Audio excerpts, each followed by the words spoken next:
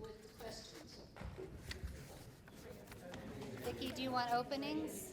We're going to do the 3-minute self-introductions and opening statements now. And Autumn, why don't we start with you and we'll go down the road. Okay, Sorry about that. no problem.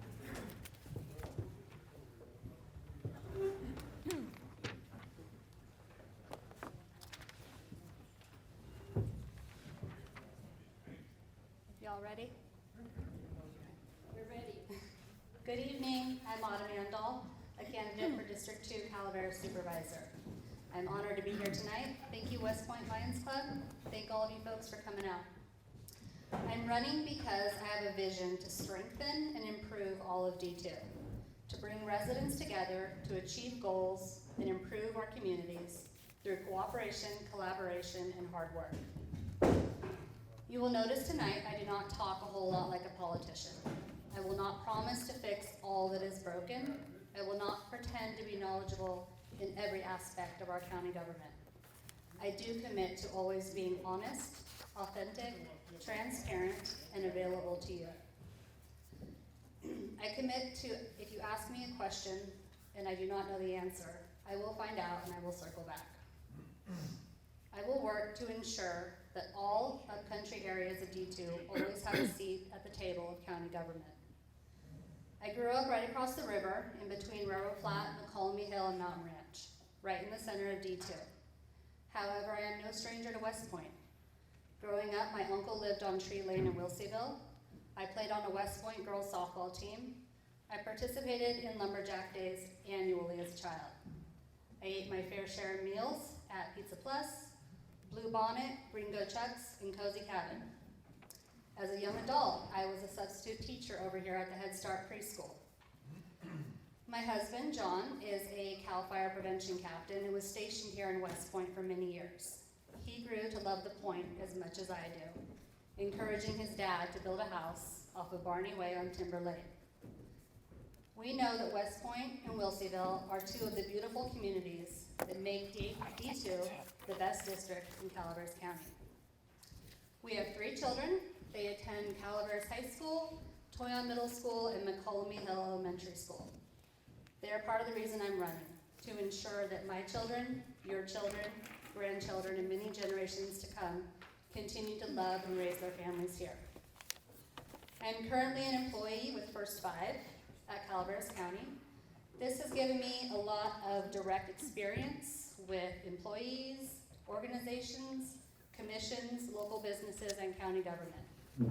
In addition to my current employment, I pride myself on my experience working in the community as a volunteer, specifically in D2. Most of my efforts have been with Blue Mountain Community Renewal Council and Friends of Railroad Flat School. I've worked on multiple projects, written grants, formed partnerships, and found innovative funding opportunities to make many programs in this area successful. After the Butte Fire ripped through and devastated parts of D2, our nonprofit Friends of Railroad Flat School was lucky to receive over $100,000 in donations, and we were immediately boots on the ground helping. I hope my years of experience resonate with you, and I will have your vote on March 5th. Thank you.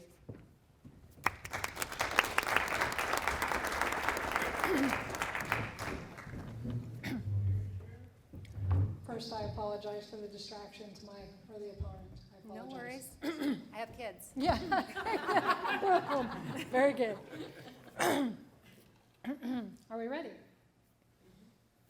Good evening. I'm Cheryl McEwen Harper, resident of Wilseyville, and so glad to be here tonight. Thank you. The people of this state do not yield their sovereignty to the agencies which serve them. The people in delegating authority do not give their public servants the right to decide what is good for them to know and what is not good for them to know.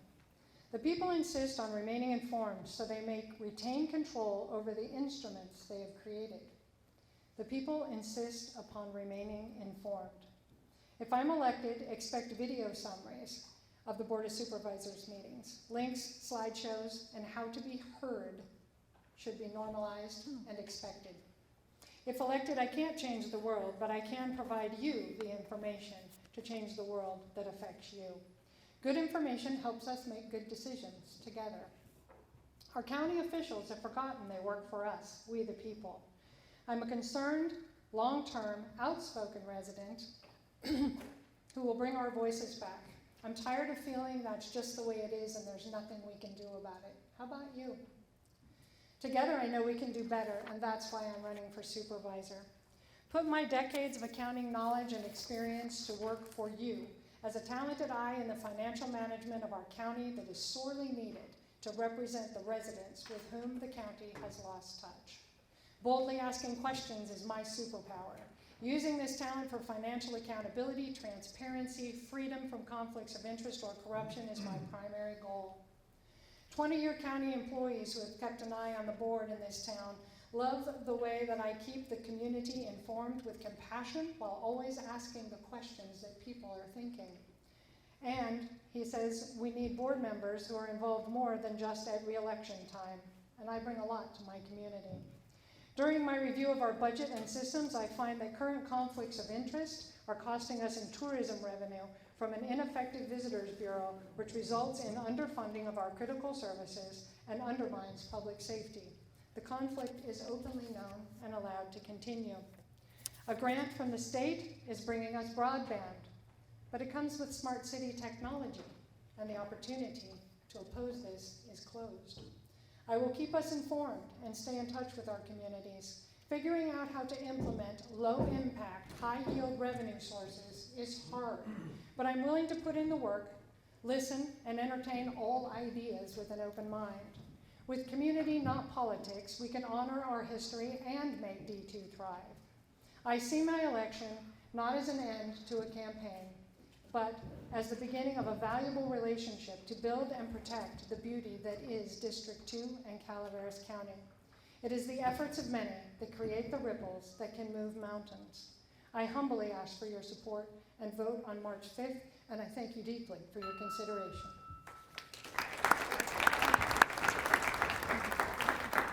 There you go. Thank you, Sheriff. You're welcome.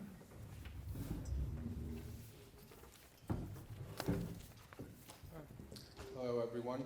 My name is Trevor Whitkey. I'm running for District 2 Supervisor. Thank you to the Lions Club for hosting this event. Glad that we were able to do it after last week. And thank you to everyone coming out and attending. So, my name is Trevor Whitkey. I'm running for District 2 Supervisor. I grew up here in Calaveras County.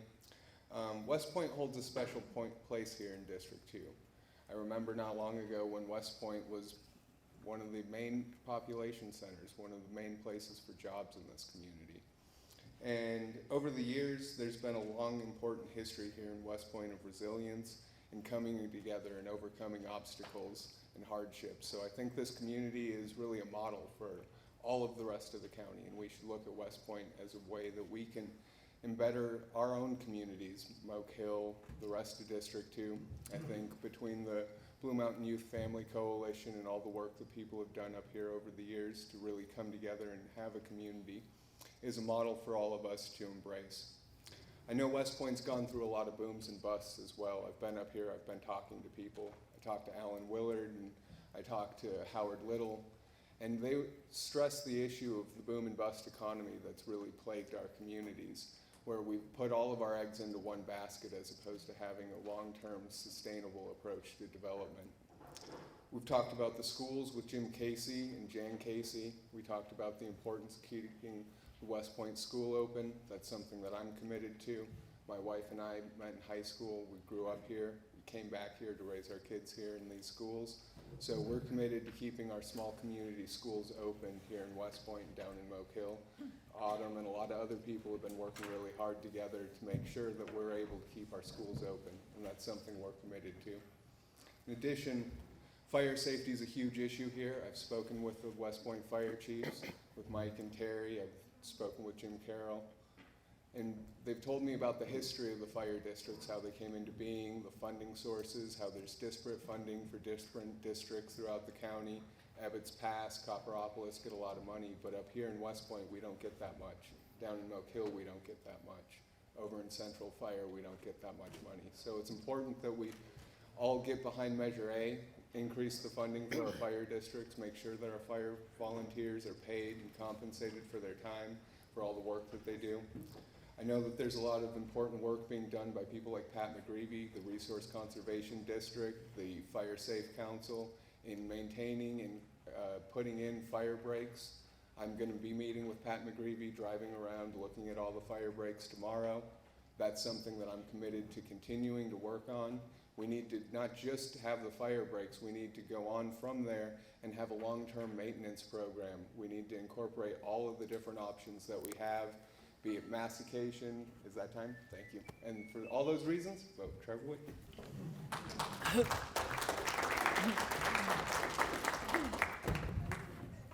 Good job.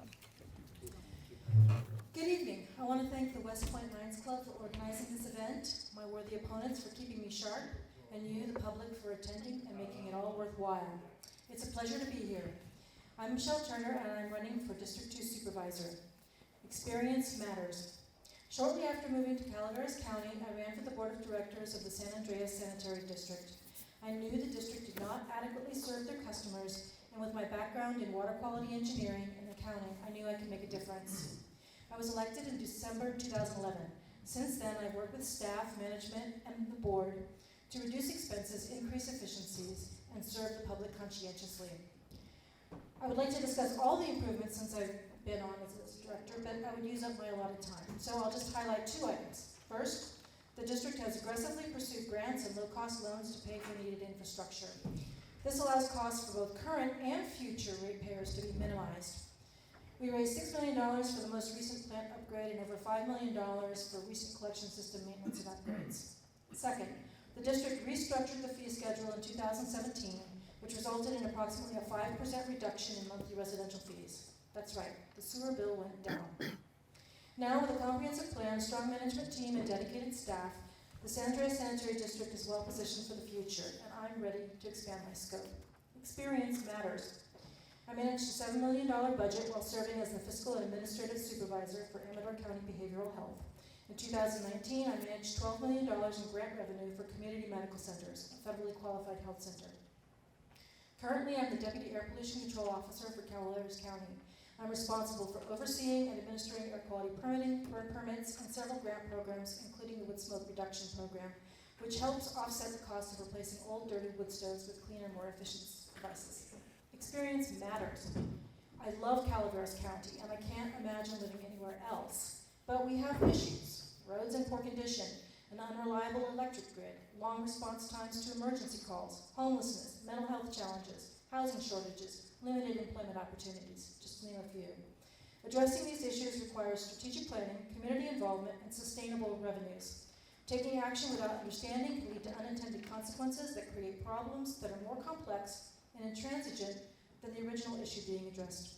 It is crucial to ask the right questions to get workable solutions. Everything costs money. Recruitment and retention are expensive, infrastructure costs are skyrocketing, implementing programs requires time and money. We need to find ways to sustainably increase our revenue streams without adversely affecting the character of our communities. We need to make sure the money we are spending is doing what we want it to do. Careful review of the budget and the many contracts needed to implement county goals is a necessity. So what makes me the right candidate? I understand the job. I know how government works. I've been serving as an elected official. I have the background needed to be an effective supervisor.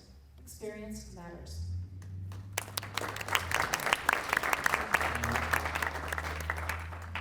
Well, thank you everyone for those informative statements. We're going to try to get through 10 and maybe 12 questions in about an hour. I'm going to try to get through 10 and 12 questions in the next approximately an hour. We have 4 candidates here, so they each need a little bit of time to answer. We're going to ask you to try to focus your remarks, try to keep them tight and to the point, and see if you can complete an answer within about 1 minute. If the bell rings when you're in the middle of a thought, take a few seconds to finish your thought. I appreciate that. I'm going to go down the row here, and since we started with Autumn, then the first question will go to Cheryl. These are questions submitted in advance by community members. Here we go. Thank you, Trevor. Starting with Cheryl, please explain your vision for development in Calaveras County and District 2 specifically. Specifically, economic development? What type of development? Let's start with that. Okay. Not sure I can do this in 1 minute. I have one foot in two camps on this particular thought. 100 grows are in Calaveras County. 50% of them are in District 2. The infrastructure is here. The county is about to start treating cannabis like an industry, any other industry. And I think it's, as a capitalist, I think it's really important that we be on the front end of that tourism, should it happen, at least discussing the possibility of this, while at the same time recognizing and honoring the constitutional right of every person to have peaceful enjoyment of their property. So in order to be able to participate in these tourism opportunities, these growers need to be held to a higher standard of making sure that they are honoring and respecting their neighbors and contributing to their communities. I've run some of these tourism opportunities by the sheriff for safety and thought, and he was actually on board with them. Please ask me any questions about this later. It's kind of a bigger subject than a minute. Thank you. With economic development, I think it's important that we lean into what we've got. We've traditionally been an agricultural community. We've got forestry. We've got a lot of history here that draws people to our area, and we should lean into those. I think in addition to that, we need to develop value-added opportunities up the supply chain for different agricultural opportunities. The last couple forums we've talked about the front of the Farm Bureau. We talked about the USDA slaughter facility that is being discussed and has been worked on over the last 15, 20 years almost, but that work is still ongoing. There was a meeting over in Tuolumne last week that is moving the ball forward, and it looks like 5 to 7 years we may actually be having a facility completed here. That's something that I would like to support. In addition to this, there are value-added opportunities down the waste stream. There's chips, there's the cogeneration plant over in Wilseyville. These are ideas about how we can take waste byproducts, turn them into revenue-generating opportunities, and improve our economy. Well, as both Cheryl and Trevor mentioned, there are a number of things being floated out there. And the key is that we need to come up with sustainable revenues. I'm not sure if it's the mobile slaughterhouse, if it's cannabis tourism, if it's the Wilseyville biomass plant. It could be something else. The key, yes? There's too much distraction in the room. Can we have it quiet, please? So we can attend to the Come on, Sala. committee? Thank you. I'm not sure if I can do that, but I will speak louder.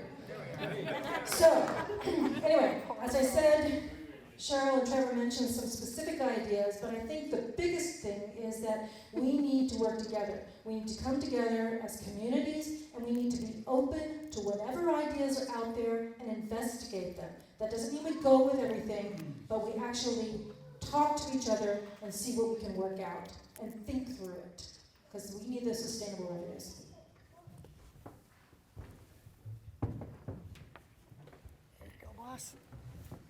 As your supervisor, my vision would represent yours. The first step would be to have community meetings and see what the communities want in the various District 2s. I agree with some of my fellow candidates that we focus on what our natural resources are. We are a community of agriculture and forestry, and we try to dig back into those. The meat processing facility plant, while not in D2, I think will help that. They did have a meeting last Thursday. We were all busy at the Farm Bureau. I did attend a couple of their meetings previously, so I was able to watch the Zoom 2 nights ago and catch up and have a vote on kind of a model moving forward. And that would open us up to more of the farm-to-table local foods movement. It would open more of our communities up to producing their livestock, growing their food, and getting it right into our immediate food stream. So I think that'd be great. I also think we need to embrace the cogeneration plant and chips and what we've already started here, and work towards bringing those to light and using what we have right here in our communities. Small businesses also need our support. Thank you. Thank you. Yeah. I appreciate it's a little tough to get good ideas into a minute, but we're trying to honor all the candidates and all the people that have submitted these questions and give you a broad picture of what the candidates' positions are on these issues. I'm gonna skip to a relevant question because this has just come up. One questioner says they have heard negative comments about the future of the cogeneration plant in Wilseyville. It seems that with a community that is overgrown with fuel, this would be a perfect solution, plus it could bring a few jobs. How do you stand on this? And we'll start with Trevor. So yeah, it's something that I mentioned earlier. I support the cogeneration plant. There were already dozens of community meetings and basically a decade of work that has been put into this project. So it would be good to see it come to completion and have it finalized. I think that finding out ways to make value out of the small timbers and the fuel load that we have here in our area and reducing that and turning it into a viable revenue stream. I know the idea is to use it for biochar as well as cogeneration. These are all good sustainable approaches that help to take a waste stream, turn it into a value stream for our community. So I'm 100% behind it. I also support the biomass facility, and I know that they're having some difficulty getting various approvals from the state, which is part of what's slowing things down. But the company is still committed to doing it, and it would certainly add value to the community, bring tax revenues in, and hopefully deal with the overabundance of fuel that we have. So I am in support of the plant.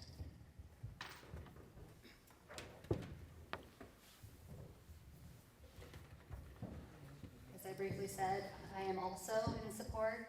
This is something that's been in the works for a very long time. We need to embrace what's been done and move forward with it.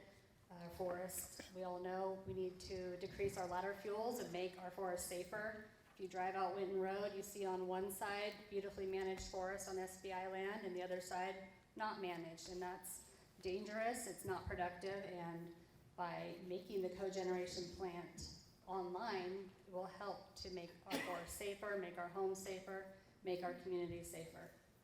Completely behind it. Thank you, Ms. Autumn.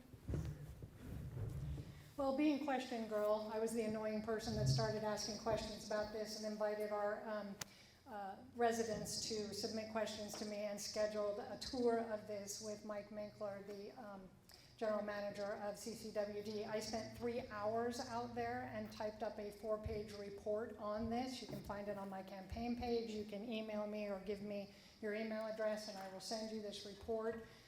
Basically, the most benefit for this biomass plant is going to be to CCWD. Everything that they're generating will generate revenue for CCWD. We were concerned about whether or not this would increase or decrease traffic on the roads. We will no longer be shipping out our solid waste. However, now that we can burn our solid waste in the biomass plant, because there's a synchronicity or between these two things, the wastewater plant and the biomass, they will now be bringing solid waste in from other locations to burn. So it's a complicated thing, and CCWD benefits most. Please see me after for more information. Thank you. Thank you, folks. Since we were talking about fuels reduction, here's another question from the community. And I'm going to get a little background in this too. Please comment on what is being done to create fuel reductions or fire breaks for West Point and Wilseyville. I recently learned that the county is applying for state funds, or maybe it's federal funds, to progress another phase of the Community Wildfire Protection Plan. And most of the project is about 2,500 acres between McCullum Hill and Alabama Hill, which is close to Glencoe. Working on the main stem where the Butte Fire and the electric fire burned not too long ago. But nothing so far has been scheduled for the upper forks. Comments, positions? Well, I have to confess that I am a little ignorant of the geography of the fuel bank requirements up here.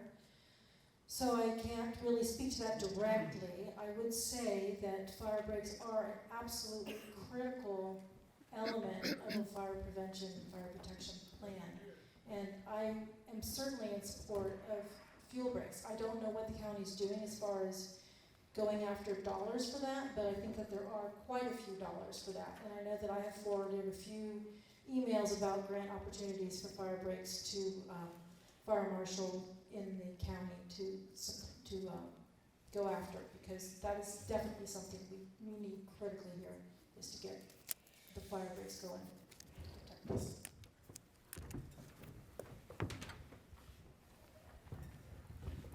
So there's actually quite a bit more that is historical or in the works.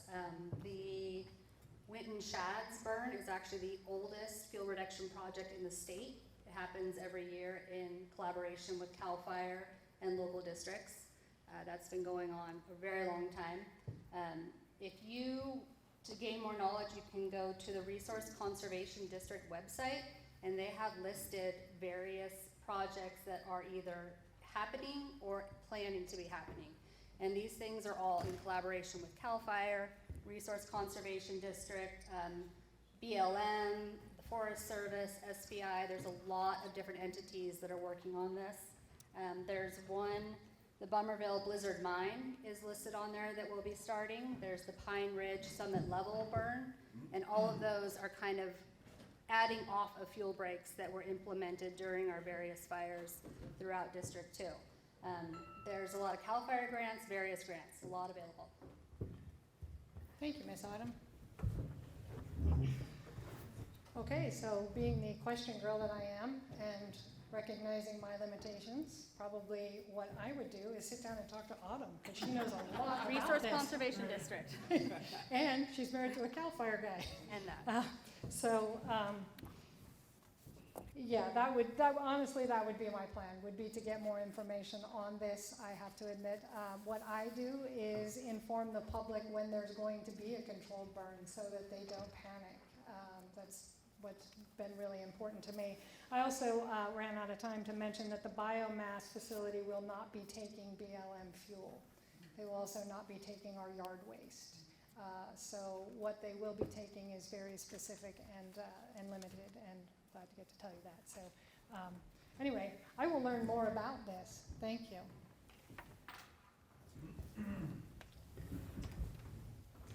So fuel reduction programs are really important in our area. I touched on it a little bit in the opening. I've spoken with Pat McGreevy. We've scheduled to go out tomorrow and drive around all across Highway 26 and look at the fuel breaks. There's a lot of work that's being done. Over the next 4 years, there should be about 9,000 acres under management in fuel breaks along Highway 26, particularly around the West Point area. All of that work, once it's done, then needs to be part of a long-term maintenance program as opposed to just creating a fuel break and letting the vegetation grow back. Work's being done by UMRA, the Upper McCullumee River Watershed Authority, and they're working on bringing in goats to do grazing to help maintain both forest land improvements and to do fuel reduction. There's also work that's being done around Sheep Ranch, and one of the things that we know about this area, the Butte Fire came from Amador and burned all the way clear to Mountain Ranch. So when we have these defensive areas around every community, it helps the next community. Thank you, folks, and thank you for staying on time. Here's a related question from the community. Relevant to creating defensible space around homes and structures, the Board of Supervisors passed a resolution limiting the amount of yard waste a resident could dispose of at our transfer station to 4 cubic yards per day. Many private trailers are larger. In these times of extreme fire danger, can you look into this and increasing the amount so we can clean up our property after trees have fallen or when we have limited time to clean up our property? And I think we're back to Autumn. Yeah, I'm not aware of this. I would definitely want to look into it and make that available for people to get rid of all of their waste that they need to. And just listening to Cheryl, I think that with the biomass facility, that would be something to pursue also and encourage them to accept yard waste and stuff from residentials. So we definitely need to be able to get rid of that stuff. I don't think everybody is comfortable or able to burn their own stuff at home, so they have to be able to take it somewhere so it doesn't just build up and be a fire risk. Willing to look into it. As usual, ditto what Autumn said. Yes, look into it. Yes, I think we should be able to. I found something interesting when we were being allowed to come back after Butte Fire. They wouldn't put us at 100% containment, and they kept holding us just below 100% containment, even though they were telling everybody that it was safe to come home. And I called and, of course, questioned, because that's what I do. Why is this happening? And they informed me that they don't put us at 100% containment because they want to hold on to the equipment. They want to hold on to the equipment long enough to put in brakes for the next fire. So sometimes when they're holding us just below 100% containment on a fire, it's because they're keeping a hold of the equipment so that they can put brakes in to keep us safe from the next fire while they still have the equipment, so they don't have to turn it back in. But yes, we should be able to take our stuff to the dump. We pay for it, right? Correct. And more. So I too was unaware of this. I think that people should be able to take their materials to the dump. I also believe that we should encourage an expansion to the California Forest Improvement Program that allows small people on smaller acreage, because if you're on 20 acres or more, you can get assistance from the state that will help offset the cost for massication and cleaning up your land. If we were able to allow that on properties that are below 20 acres, particularly for senior citizens, we would make it so that people can stay in their homes and can actually be safe up here in this community. And that's something that I would like to work on and would definitely encourage. And then when you have the massacators come out, you don't have to haul it all away. You can just chip it and leave it there on the ground, and it improves water retention and all those things like that. So I think if we can expand the CFIP program, that's something that we should do. I just wanted to follow up on a couple of things. First of all, I would love if the biomass facility could take yard waste. However, I suspect that the reason they can't do that is they need a certain consistent quality of input in order to get a good product. Sure. So there are reasons for that. Yep. I also think that there are additional reasons for sometimes keeping the percent contained at less than 100%. And that is because sometimes when a fire is burning, the fire department may find that it's useful to just kind of use an edge of that to burn some more. Just part of the fire break thing, but not just, it just kind of morphs into a prescribed fire. And as far as taking your stuff to the dump, yes, you should be able to take your stuff to the dump. I'm not sure what the reason for the limitations would be, but that would certainly be something to look into. I think we're unanimous. Right? We do that a lot. On natural resources, what would you do to ensure that our natural resources and environment are protected?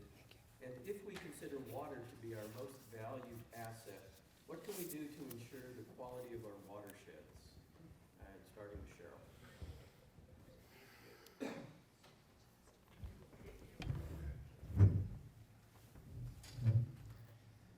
Well, I know that CCWD received a bunch of grants. One was to clean up and bring our water plant up Winton up to regulatory standards. We only had one filter, so they couldn't take it offline to clean it. So now we're going to have two filters, so they can actually take it offline to clean it. Can you hear me now? CCWD has brought our Winton water facility up to regulatory standards by installing a second filter. We only had one filter, so they couldn't take it offline to clean it, which is probably why it tasted like crap. But our watersheds, I think one of the most important things is that we need to keep the state out of our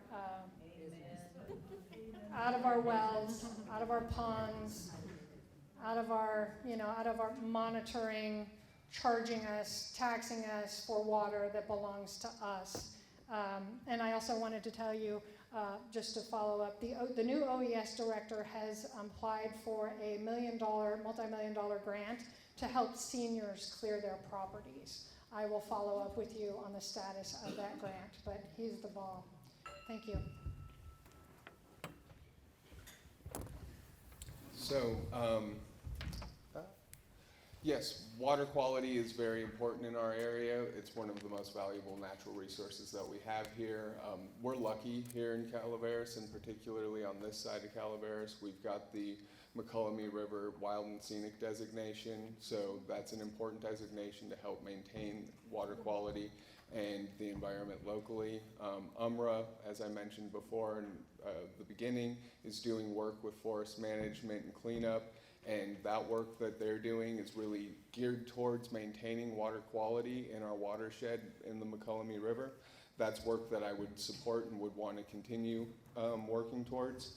I know that we also have to work with the Resource Conservation District that got mentioned earlier, East Bay Mud, the Foothill Conservancy to continue this work and expand these efforts, introducing grazing into our watershed and having animals do some of the work where we don't have as much mechanical mastication of different the underbrush, and that's a way that we can help deal with water quality. Well, water is absolutely critical and important. And one of the things is that water does not exist by itself. It's in a system. And so we need to do things like go back after the fires and revegetate, because erosion from fires can create really horrendous problems with water quality. Not just for drinking water purposes, but also impacts the fish that live in the water and the other organisms. So there's a ton of things that have to be looked at from a system-wide basis, and so we want to make sure that we get organizations involved, like the Resource Conservation District, that have experience with looking at how impacting one area can relate to another area. So vegetation breaks, grazing, making sure that you keep those the banks cleared, and just protect that water.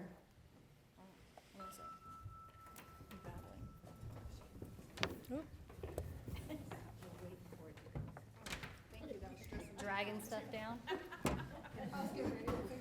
You think I'm bad? Yeah. You're taking bets how long it's gonna take for it to fall. Oh. Speak up, y'all. Water is definitely one of our greatest blessings here in D2. We are very fortunate to have all of our rivers and our springs and our wells, and we do need to protect them. To echo some of my fellow candidates, we are very lucky to have the group behind the McCullamy River Wild and Scenic designation. They've done a ton of work over the years, and as a supervisor, it's our job to support them, and collaborations with RCD, CCWD, CPUD, make sure everybody is working cooperatively and supporting our environment and treating our water with the significance that it deserves.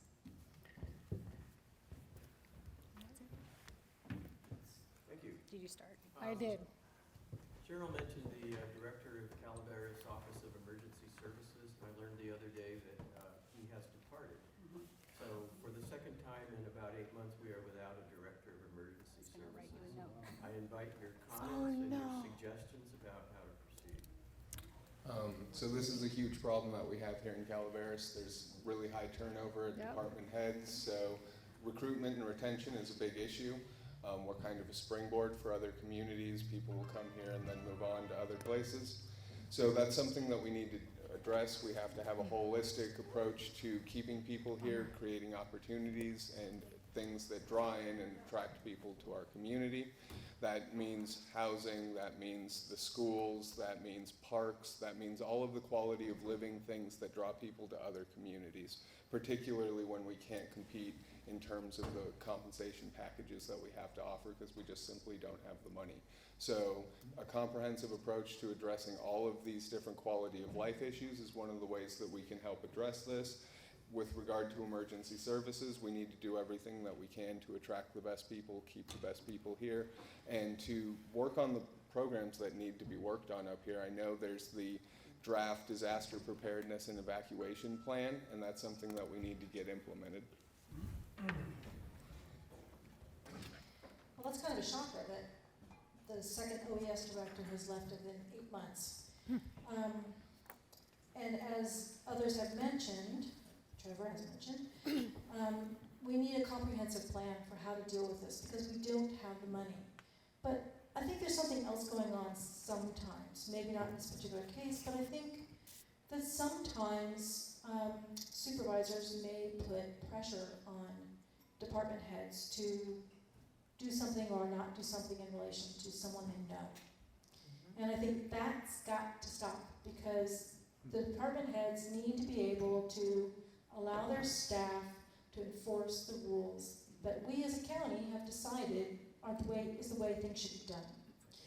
So I think it's kind of a couple of different things. We need to make sure that people feel valued by compensating them appropriately and making sure that the services that they need to have a satisfying life are here. And we also need to keep the supervisors off their backs.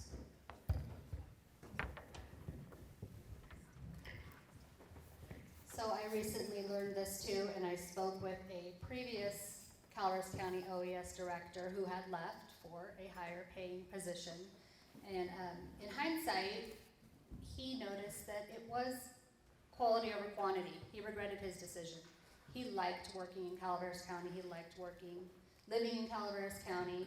And while he was making a much higher wage, he did not like who he was working with. He does not like the community he lives in.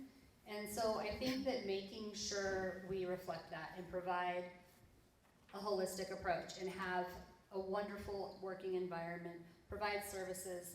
One thing I have worked towards with the group I'm on, the Calaveras Child Care Council, is exploring free child care for employees. And while it doesn't work for everybody, not everybody's raising children, it's one thing that our county could do at a fairly affordable way to offer a service. We can't pay them the highest wages. Our county doesn't have the money where we won't get there, but we can provide other things. Thank you, ma'am. I'm really glad my worthy opponent, Michelle, brought this up. I have actually been speaking to some of the county heads, department heads, and I'm being told that they feel dictated to, that they're not being listened to from the bottom up, that they're being dictated to from the board down because they think the board is listening to their constituents. And I looked at them and I said, interesting, because I'm talking to the constituents and they're not feeling heard. And we were left with the mystery of, then who are they listening to? So, trust me, that mystery is something I'd like to solve as Question Girl. As for solving the salary issue, tourism is our biggest revenue earner. Biggest revenue in our county, other than government. And regardless of whether it's more vineyards or whatever that might be, I think we really need to look at expanding our tourism industries to create more TOT for safer communities and more critical service, and better pay for our people. There you go. Thank you. Well, that kind of led to two other questions I have, but let's do this one here. What do you propose for pay and staffing of Sheriff's Department personnel, including deputies, and for firefighters and responders across the county? Well, I feel like I'm going to be singing to the choir here. They need more money because we want them to stay. We want them to stay so that they learn the community and they can get out there and help people. The question is, where are we going to come up with the money? And that is a much harder question to answer. I think it's pretty easy to say we need more, but where is it coming from? And I'm not entirely sure. And I'm going to need your help to figure that out. We need more sustainable revenues. It's just that simple. And some of that money, a good chunk probably needs to go to our sheriffs and our firefighters so that we have people to deliver those emergency response services that we need.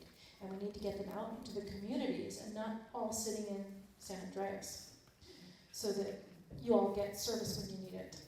That's my answer.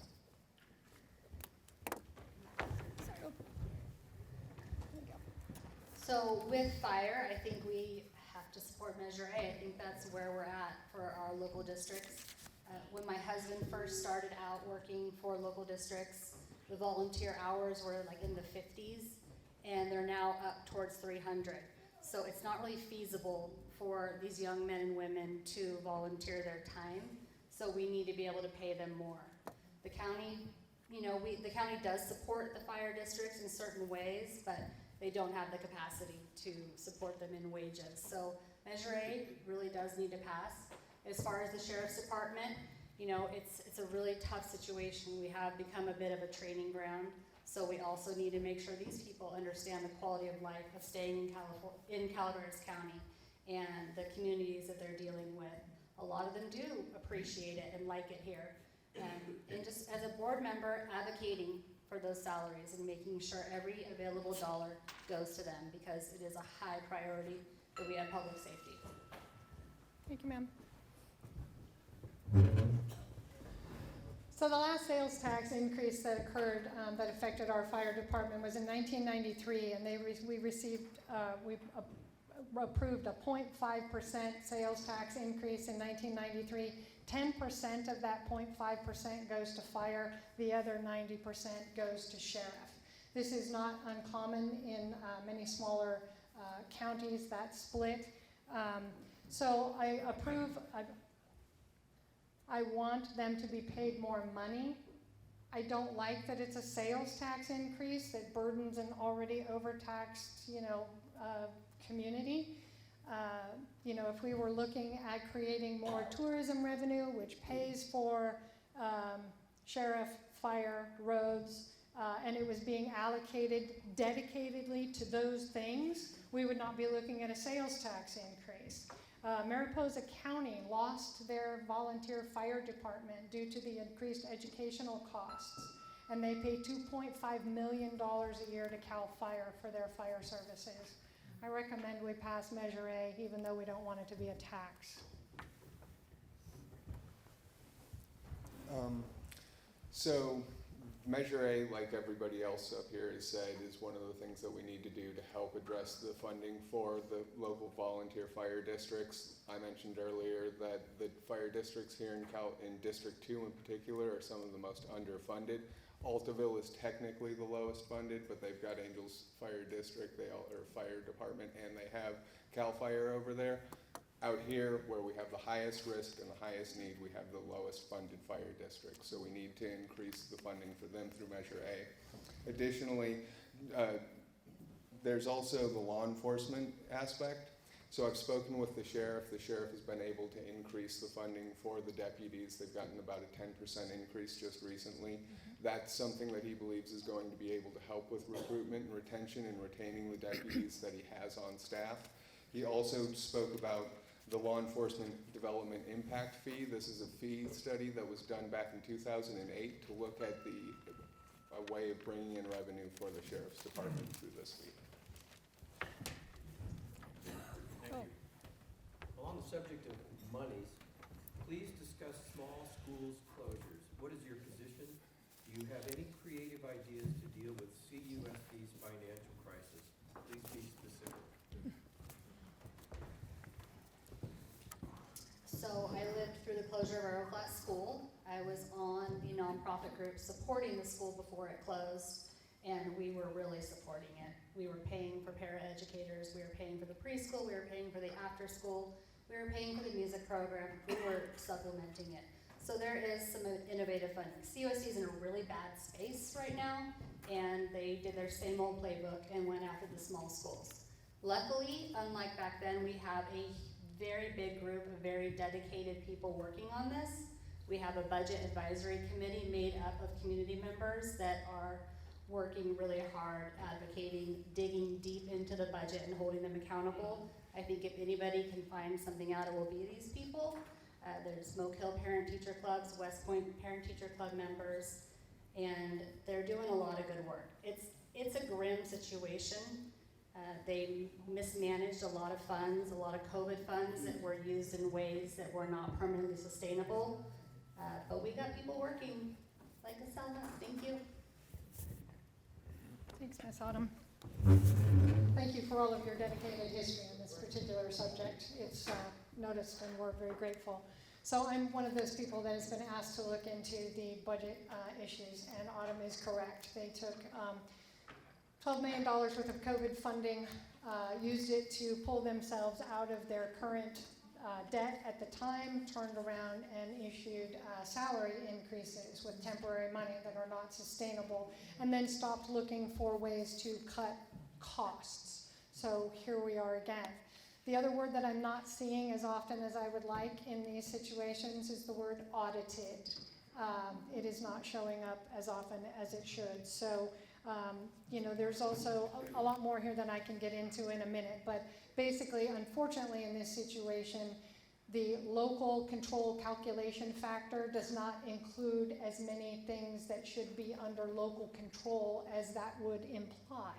So a lot of things in the local calculation factor are not under local control.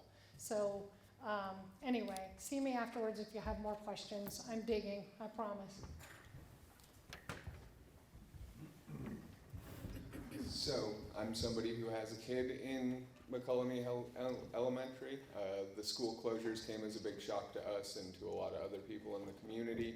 I'm opposed to closing down any of the schools. I think closing down West Point School would be terrible. The impacts that it would have on this community and on the kids is unfathomable. It's not something that we should even consider. Luckily, the school board has decided to take that off of the table for right now. There is the Community Budget Advisory Committee. My wife's on that committee. A lot of good people. Tara Easton's on that committee. They're doing a lot of work to make sure that we can find revenues, find savings, and actually address this problem. There was a meeting last Thursday where the Financial Crisis Management Assistance Team, they're the people that come in when school districts get in trouble. Their director was at the CUSD office giving a presentation and indicated that there is still time for us to solve these problems. It's going to take cuts, but we can get through this and keep our schools open. Awesome. Well, I am not as well versed in the school situation because I do not have school-age children and have not had school-age children since I lived here. But I do absolutely support the schools staying open, if at all possible to do that. And I support the prudent use of funding, which apparently didn't happen. The Board of Supervisors doesn't have any direct control over the school districts and what they do. But they can support and encourage and connect the school board up with people who can help. So I think that that's what they would need to do. And I would probably call in some people here to help with that. Okay, let's change gears a little bit. Local nonprofits provide services the county is unable to provide. What type of relationship with the community nonprofits will you have? Can you mention any organizations that you volunteer for? Rick, I have to apologize. We were working out who was supposed to have the microphone, and I did not hear your question. Well, I'm getting tired of my own voice, but let me do this again. Local nonprofits provide services the county is unable to provide. What type of relationship with the community nonprofits will you have, and can you mention any organizations that you volunteer for? Thank you very much. I appreciate your voice.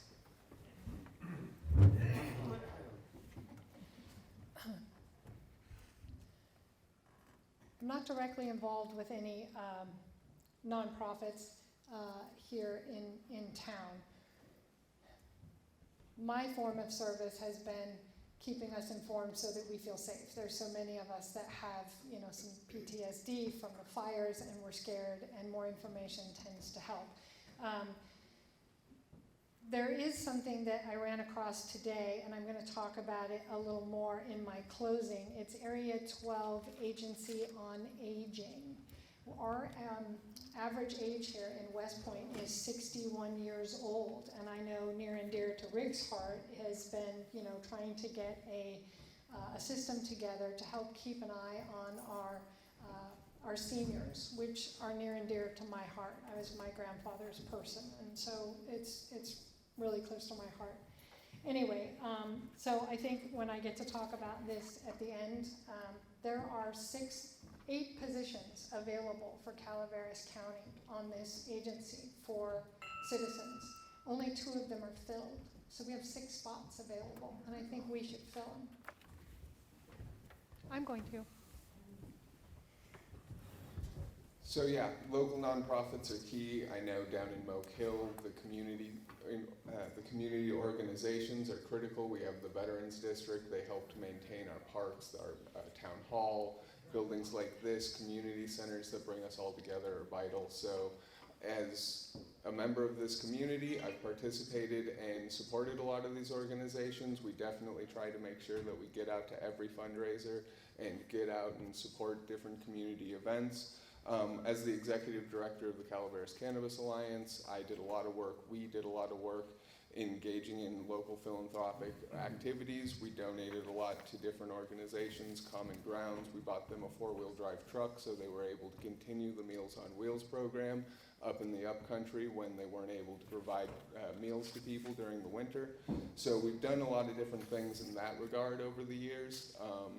And I would just continue to work with different organizations, and I think that they're vital to our community.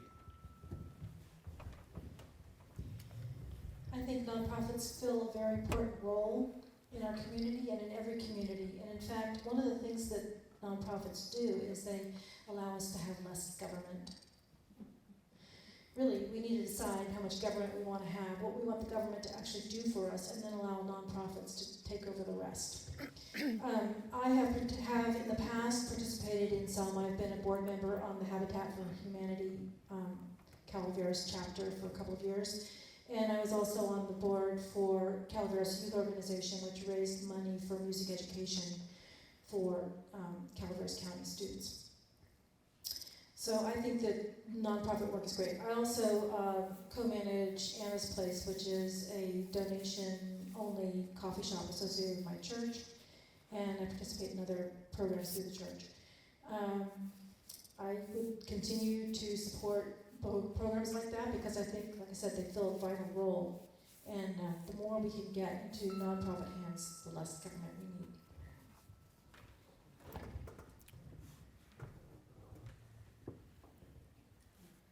Trevor. I'm sorry. Oh, Sorry. we're here. Hello. I said a little bit about my work with Friends of River Flat School already, but just to break it down, Blue Mountain Community Renewal Council is an oversight to a whole lot of different nonprofits, and they will let a lot of us come under their umbrella. So that's where Friends of River Flat School went. Because of our positive reputation with all we did for the school, we received over $100,000 in donations from other nonprofits, businesses, wanting to help Butte Fire. And they said, here, you guys know what to do with this, do it. I also write grants and help Calaveras National Little League that works with Parks and Rec and the Moke Hill Veterans District to improve our ballparks. I've been a 4-H leader and an independent ag leader. I help with FFA.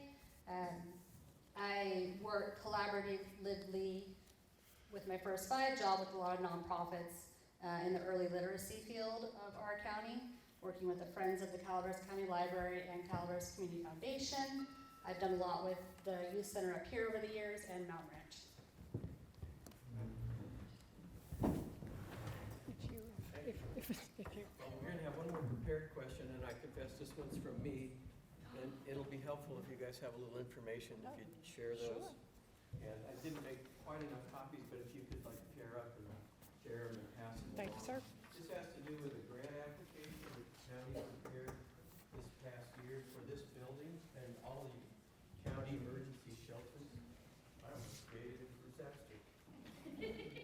Speaking of emergency shelters, so while you're looking at that, here's my question. In 2023, the county applied for a state grant of over $6 million to improve the county's emergency shelters, like this building. Several shelters in other parts of the county were earmarked for an average of $1 million apiece to provide solar-powered canopies, battery banks, and microgrid capability so they could have reliable 365-day power in an emergency. This building is the designated emergency shelter for this community of over 2,000 people, and it does not even have a permanent generator. Our community is especially vulnerable to hazards, including road closures due to landslides, high water at bridges, and deep snow. We have the least reliable electrical grid of any sizable community in the county. In this grant, the county had the option of increasing their funding request by an additional $3.5 million. But instead, they elected not to improve the capabilities of the West Point shelter to the level planned for several other county shelters. Would you care to comment on that and suggest what the future might look like for us? I think that disparate funding for different communities in District 2 is something that we shouldn't support. I think that we should have gone after the additional $3 million in funding and distributed that amongst all of the different community shelters. And the idea that you would underfund West Point in particular, where there's the highest probability of a need for the shelter, seems completely backwards and like misplaced priorities. So, if elected supervisor, I will not have these misplaced priorities. I will work with the community to try and make sure that we allocate the appropriate amount of funds to this community to address the emergency services needs and the disaster preparedness needs that are here, specifically in an area where winter storms impact us. I remember there was the Valentine's Day storm that happened that basically knocked out the roads. Right. We need to be able to make sure that people up here, in times of emergency, when you're cut off from the rest of the county, are able to take care of yourselves and sustain yourselves through any crisis that may happen. Will inevitably happen. Well, on the surface, this is appalling. I don't know what the status of any of these resource centers were before the funding, but the difference is just appalling. And like I said, this is a large community and can easily be isolated. They should have absolutely gone after the extra money. The first time I ever spoke at a Board of Supervisors meeting was when, I don't remember what grant it was in particular, but there was some kind of grant that they had the option of going after, and they didn't want to do it because they were afraid there were too many strings attached. They didn't even consider it. I was like, they're giving you money. Take the money. Do something with it. We need money. So, and I'm all for sustainable resources or sustainable revenues. We need those. But if they want to give you a one-time shot, take it. Or do something with it. The fact that we had the option of going after it didn't, it's ridiculous. So to answer your question, I have a quick question. Were there any community meetings or any studies done up in the community about this? I think there was a visit to the building, but we really didn't have the opportunity to consult before the grant was submitted. So that's a big problem. As a supervisor, that would be my first step, to talk to each community, not just come look at their building, but to talk to them and see what their experiences are and how they handle winters and what their needs are. That would be step one. Step two would be having it be more equitable across. I'm not familiar with many of these centers except for the ones in District 2, and they're all about the same. However, West Point is our furthest reaching community, the most isolated, the hardest roads to travel in the wintertime, so it definitely should have been a much higher priority. Mountain Ridge and McCollum are much more accessible in the winter, in the bad months, so I would look at it differently. I would look through the lens of providing to our most needed community.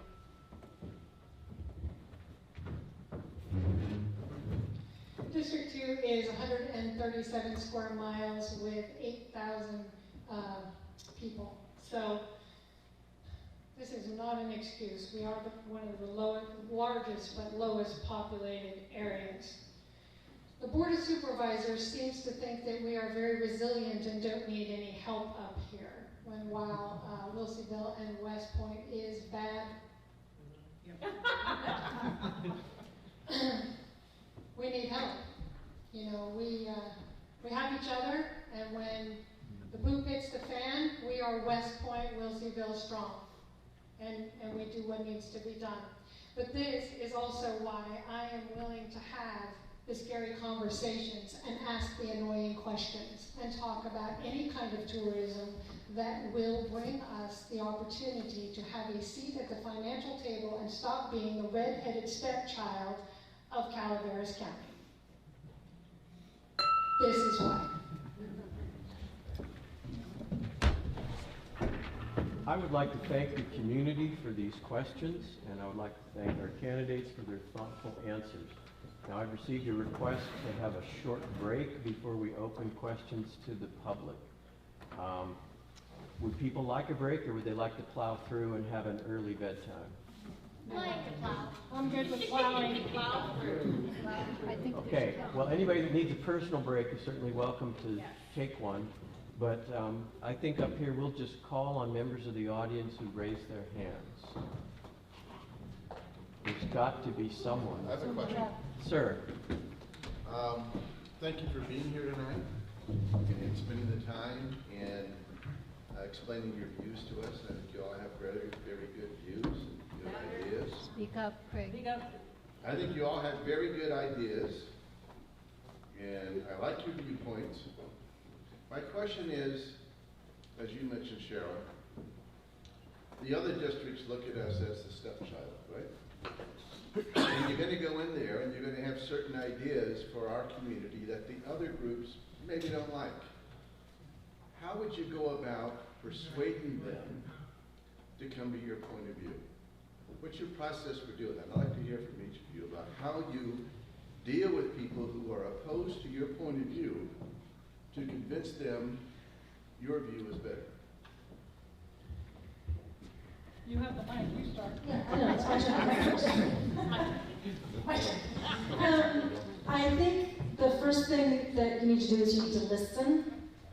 You need to listen to what they want and what's important to them. Because if you're not listening to someone, they're certainly not going to listen to you. And then you need to look for the things that you agree on. What are the common grounds? What are the common goals? And then you need to draw a connection between those common goals and how what you're proposing will help with that.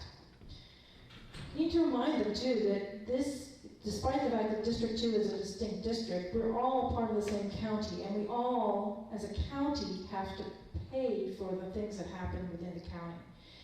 And so just remind them of the commonality and listen to their ideas and see where there are things that you can support, that they want, and encourage them to support you in the things that you want. It's just that simple.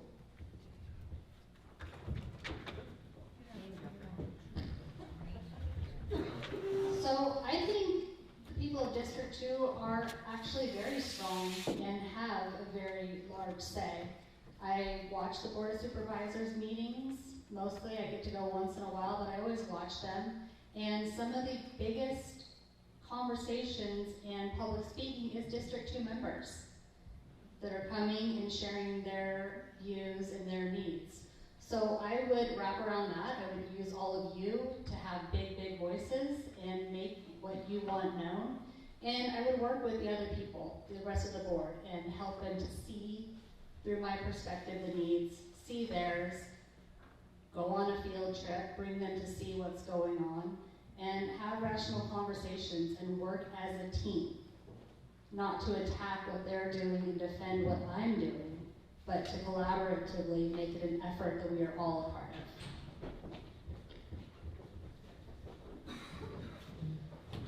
of. As usual, agree, check what they said.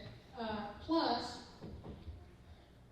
I recognize, because of my voice, it looks like I don't play well with others. And as I'm walking through this experience, listening to people's hearts, when I bring up this tourism idea, there are people who are business people who are growing, and they support the idea of tourism. There are other people who are completely against cannabis, and I've actually sat and talked with them and listened to them and their concerns. And when I said, this is one of the business models that's been presented, someone who is completely against cannabis went, wow, I don't have a problem with that. Because I'm listening, because I'm honoring her perspective, because I agree with her perspective. I don't have to, I can agree with more than one thing at one time, and I realize that makes me sound like a politician, but multiple things can be true at the same time.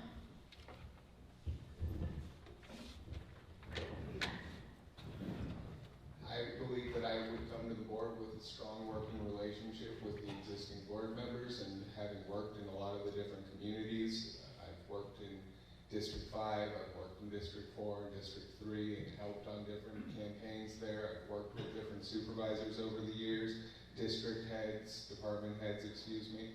I think that by working with people collaboratively, we can come to a lot of different common ground, like everyone mentioned. It starts with communication, it starts with a give and take, and it starts with working together towards common goals. So I think I've got some experience in that. I think we took what was a huge problem in our community with the cannabis issue, and we worked with different stakeholders and different members of the community to help resolve those problems. And that is a model for how we can go from a point where it was absolute chaos, a lot of division in our community, and work to where we are now, where we have a much, much better situation. Thank you, and thanks also for trying to keep your comments focused and moving. Sir. Hi. A lot of great comments, everybody. I feel like there's been a lot of discussions about the challenges in our community. And so sometimes the thought about business as usual may or may not work. And I'm curious about each of your relationships from a political perspective. Are you guys supported or a part of or being coached with, you know, from different supervisors or different agencies?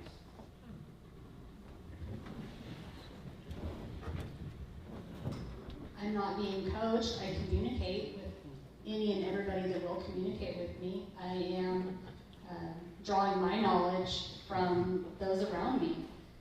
Just, we were in Macaulay Hill last week. Julia Costello had a very important topic about the historical buildings, and it was on the Board of Supervisors meeting today. So afterwards I called Julia and got more information from her about that to understand it better. So to me, that's where I'm drawing my information, from members of the community that are willing to give it to me and share their insight and their historical knowledge moving forward. It was a great Board of Supervisors meeting today about the historical buildings. That was wonderful. I'm learning from the current Board of Supervisors by going to the Board of Supervisors meetings, watching how they do business, watching how they interact with each other, learning what's on the agenda.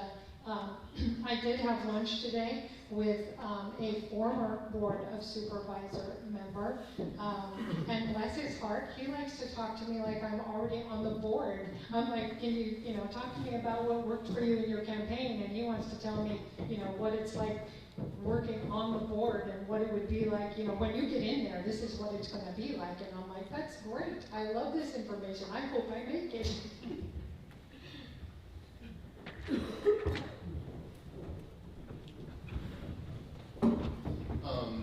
So no, I'm not getting coached by any board members. I've talked to everybody in the community that I can. I've talked to a lot of former board members, a lot of department heads, a lot of former department heads. Again, it's not coaching, it's what you do when you try and get this job. You go and you talk to the people in the community who have either done the job before or are doing the job currently, or interface with the people who do the job so that you can have a better understanding of what the job is like. So I've definitely spoken with a lot of different past board members, current board members, spoken with a lot of department heads. I'll continue to reach out to them and talk to them and figure out what I can from them, because there's a lot of insight to be gained from people who have already done the job that we're looking to get. So in terms of business as usual, I don't necessarily see myself as somebody who would support business as usual. I see myself as an independent thinker, somebody who can come to the board and bring my own views and perspectives and work with the board to try and find common goals. I'm definitely not business as usual. A couple of years ago, the attorney that the San Andreas Sanitary District uses left. He retired and someone else took over, and we had a little event for him. And he said, when you came on the board, people thought you were going to destroy it because it was based on the fact that my husband had an issue with someone at the board, blah, blah, blah. Anyway, but they found that I didn't do that. I didn't destroy the board, and I made it better and stronger because I looked at it with fresh eyes. I found things I didn't like, and I worked to fix them.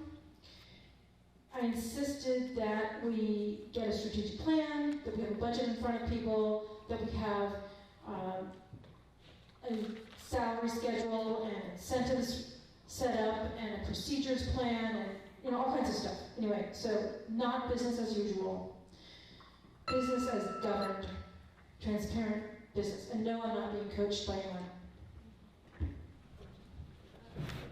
Thank you. We have time to take more questions, and I hope we'll have a few more good ones. But I thought it was only fair, listening to some of these remarks, to tell the candidates how I was going to lead into your closing statements a few minutes later in the evening. And the suggestions we received are, what are your top priorities and objectives if elected? What do you want to accomplish? What would you like to change or improve? And how would you foster a great relationship with your constituents? So I'm just giving you that little preview. And for you folks, if those are the kind of questions you want to ask, we will get to those in the closing statements. But do we have more questions from the audience? Let's take a break. All right. What I'm suggesting is we take a break so we can turn the heat back on for a few minutes and then come back and finish off the last of our questions in the closing statement. So does anybody object to that? I think, at least for myself, I'm freezing to death. How the rest of you are doing.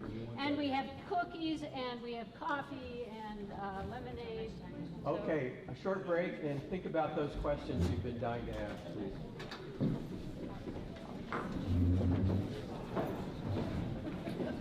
get that heat on.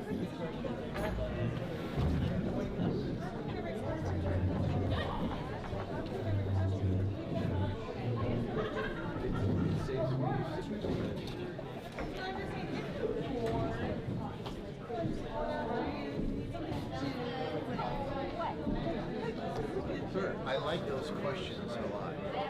Can we give them more time to answer? More than a minute, maybe 3 minutes. These are very weighty, meaty questions that are very helpful.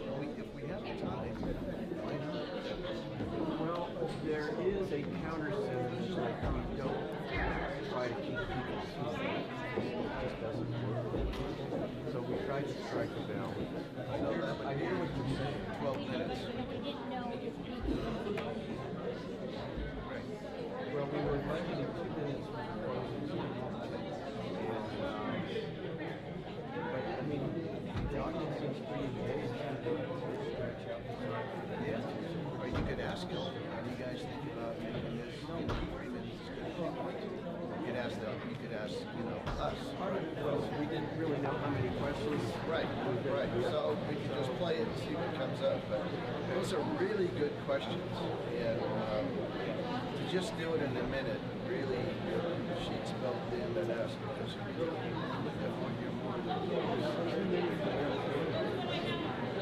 well, better than one. Yeah, but it just eats up the time. What's the matter?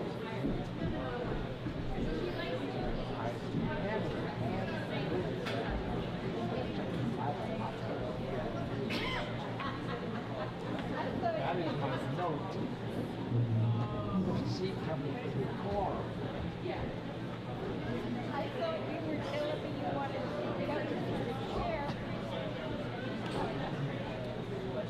Where's that flyer you gave out?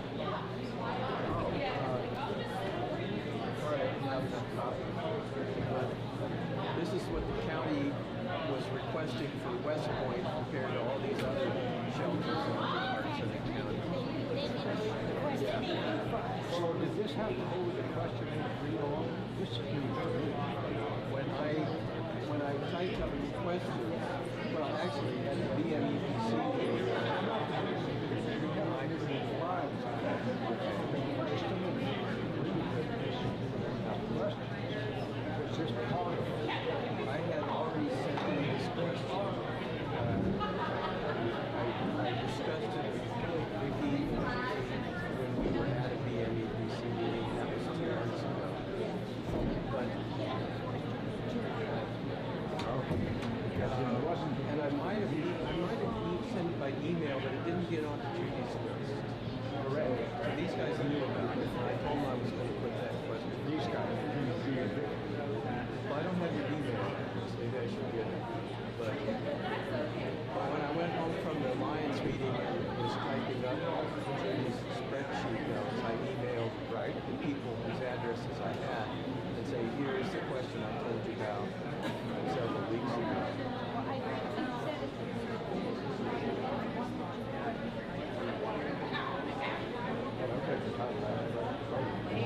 because I didn't consider for the figures.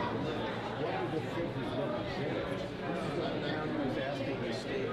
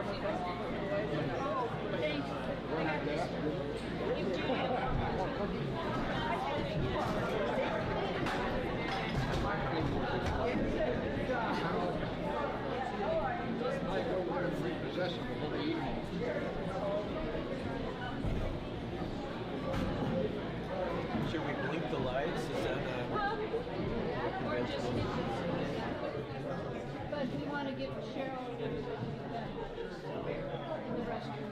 No pressure, Cheryl, no pressure.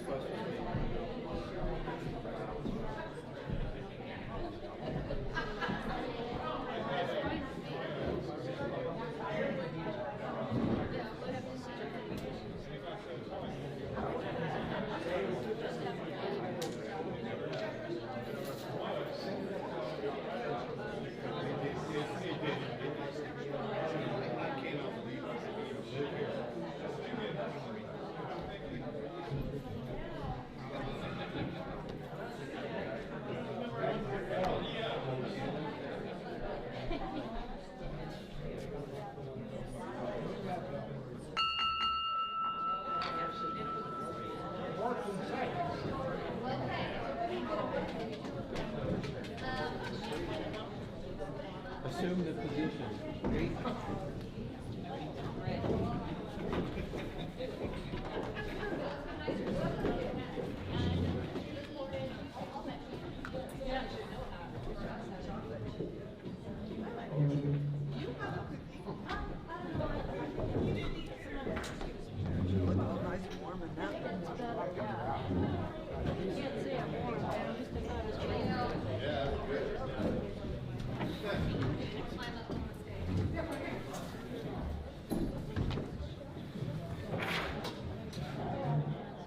Folks, we will invite your questions until you feel you've asked all the questions you want to. And for shy people in particular, you should be raising your hands now.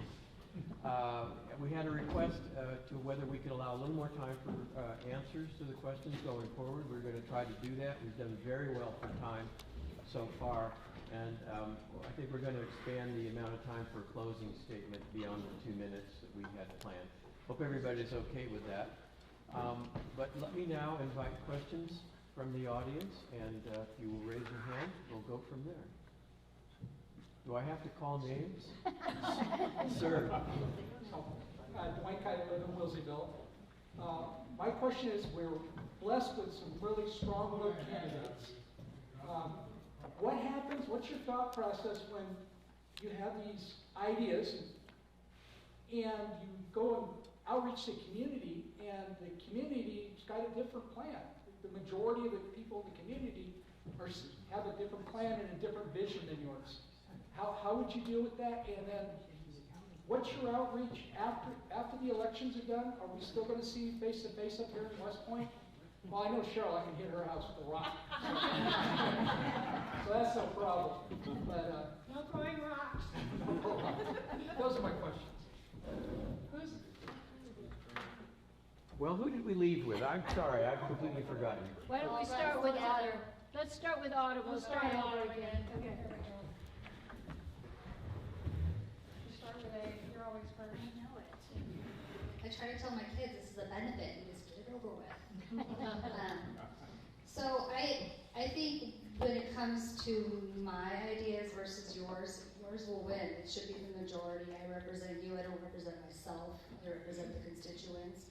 I hope that being that I live in these communities, our ideas will align and that I will have an understanding of what you need and what you want. But it would be a lot of conversations. And as far as seeing me, yes, I will not have my current job. This will be my only full-time job. And I will plan to have regular office hours, community meetings, town hall meetings, attending events.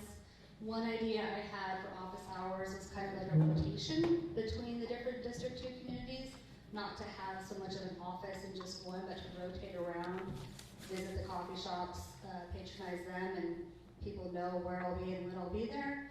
I'll be at the Crab Feed next month and just attending events. I try to go to the Legion all the time, in Glencoe for their hamburger night. I need to get over to some of the ones over here. Just being present. I'm on the McCollum Hill Parent Teacher Board, so that's kind of a big connection I have there to the parents My kids are in sports, they're in ag, so I'm talking to people out in the community constantly, and I would continue that. What she said.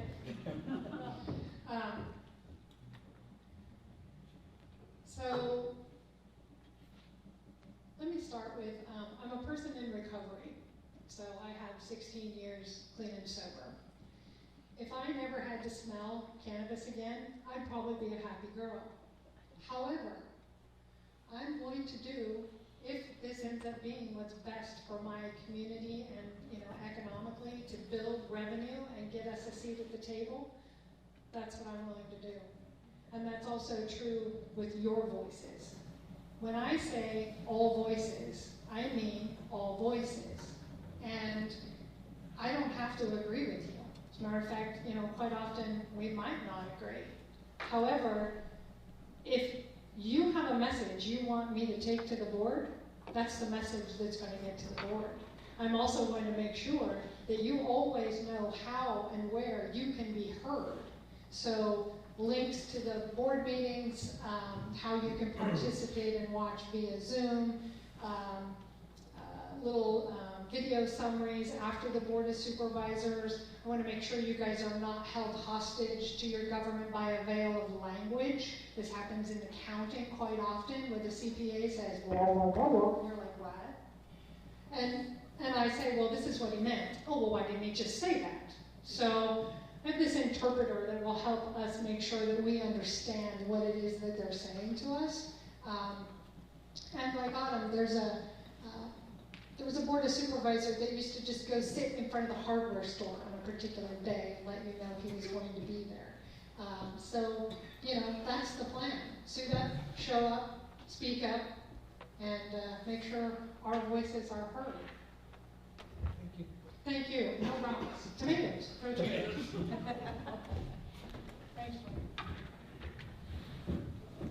So yeah, I see the role of supervisor as a collaborative role, one in which the supervisor has to work with the communities. I've gone around to every different community in the district. There are 11 communities, and every community has their own priorities, their own desires, their own idea of what their community is relative to the other communities in our district. So coming up here, meeting with people in West Point, meeting with people in Wilseyville is essential to understanding the issues here, and working with the community and not imposing our position or my position on Wilseyville and West Point is how I would like to approach things. With efforts like this, with the grant, I would want to go around to every single community and work with the communities to talk about these types of decisions before they get handed down, so that we can get appropriate funding for areas like this. I also think that it's important for us to continue to do things like I've been going to the Blue Mountain Youth and Family Coalition's bi-weekly dinners. That's a great opportunity for people to come up here to West Point to get an opportunity to meet people. And so I'll continue doing that if I'm elected supervisor. It's where I've met several people in this room.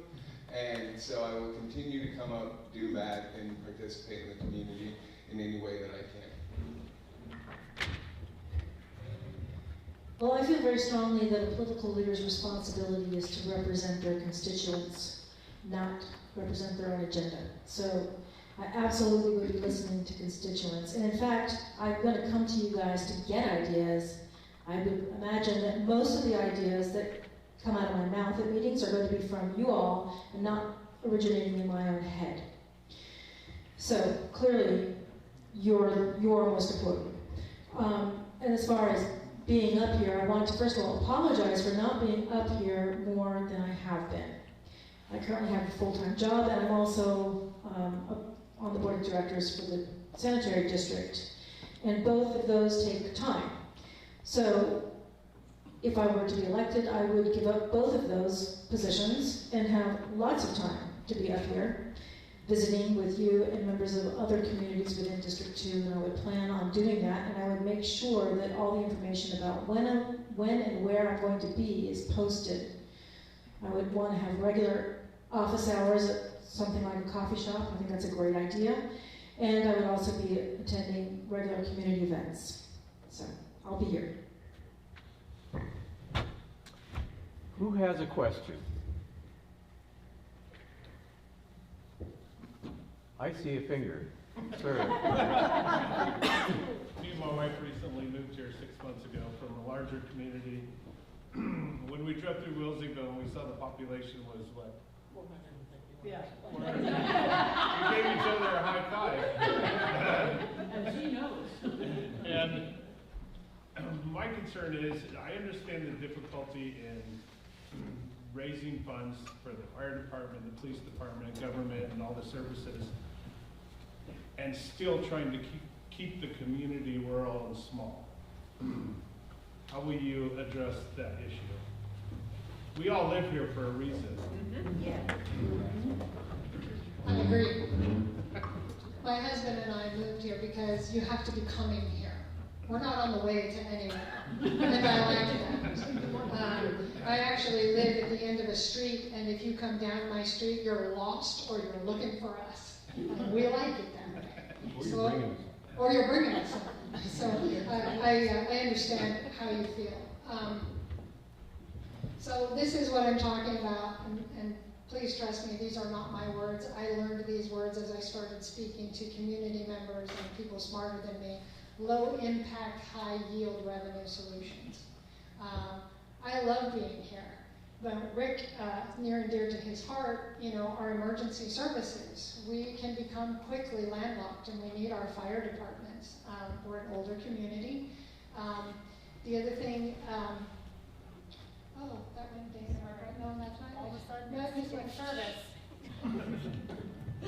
So, the other thing, and I mentioned this when I watched the sheriff at the Board of Supervisors begging for funding. If you're trying to outrun the police, you use our canyons to do that. Welcome to West Point. If you have a dead car or a dead body to dump, welcome to West Point. And when you were looking to get your CCW license at one time, when they were allowed to ask you, why do you want to carry? All you had to do was say, I live in West Point. Good enough. Okay? So, I love living here. I love being on the way to nowhere. But I also don't want to be, I don't want to be the place where they're dumping dead cars, dead bodies, and, there were, carjackings at our Dollar General. We live here to be away from all of the things that are still happening here, and sometimes they're happening here because we're so far away, because they know they can get away with it because we're 40 minutes from police response. And I would really like us to stop being the financial red-headed stepchild of the county so that we can get those services to help us feel safer for critical situations, not just our safety with crime, but also with weather and storms and wrap it up, Rick.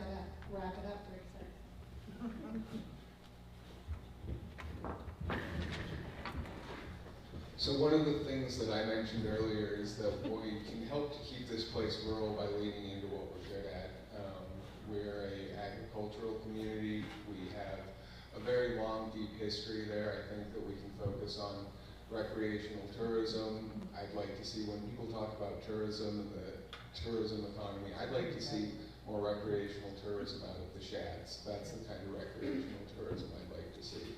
I think that we have a community here where we can take the McCullum Coast to Crest Trail and work to complete that so that people have an opportunity to go out and experience the scenic beauty, the openness of our area.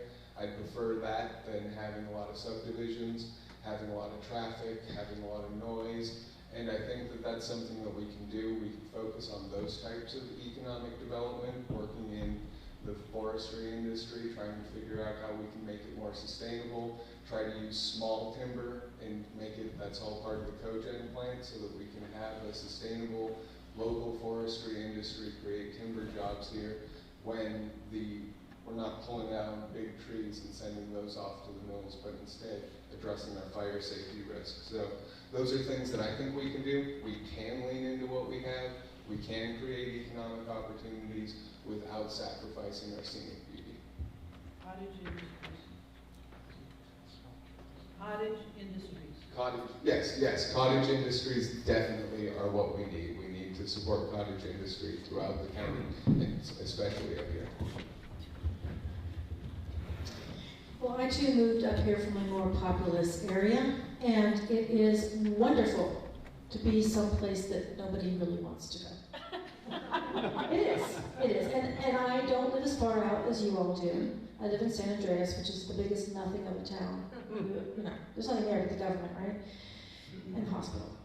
And it is absolutely critical that we keep that in mind, that what makes it special up here is that it is a rural community, it is agricultural, it is beautiful, it's not heavily populated. And we need to be open to ideas. And certainly cottage industries and historical, like, I don't know, repackaging of historical stuff, little historical museums, walks that can be like a gold rush walk or something like that.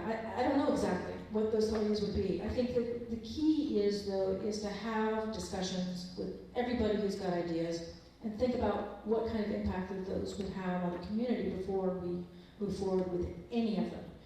We need to be open to ideas, and we need to listen to each other, and we need to think about the consequences of how a particular approach, where that would take us.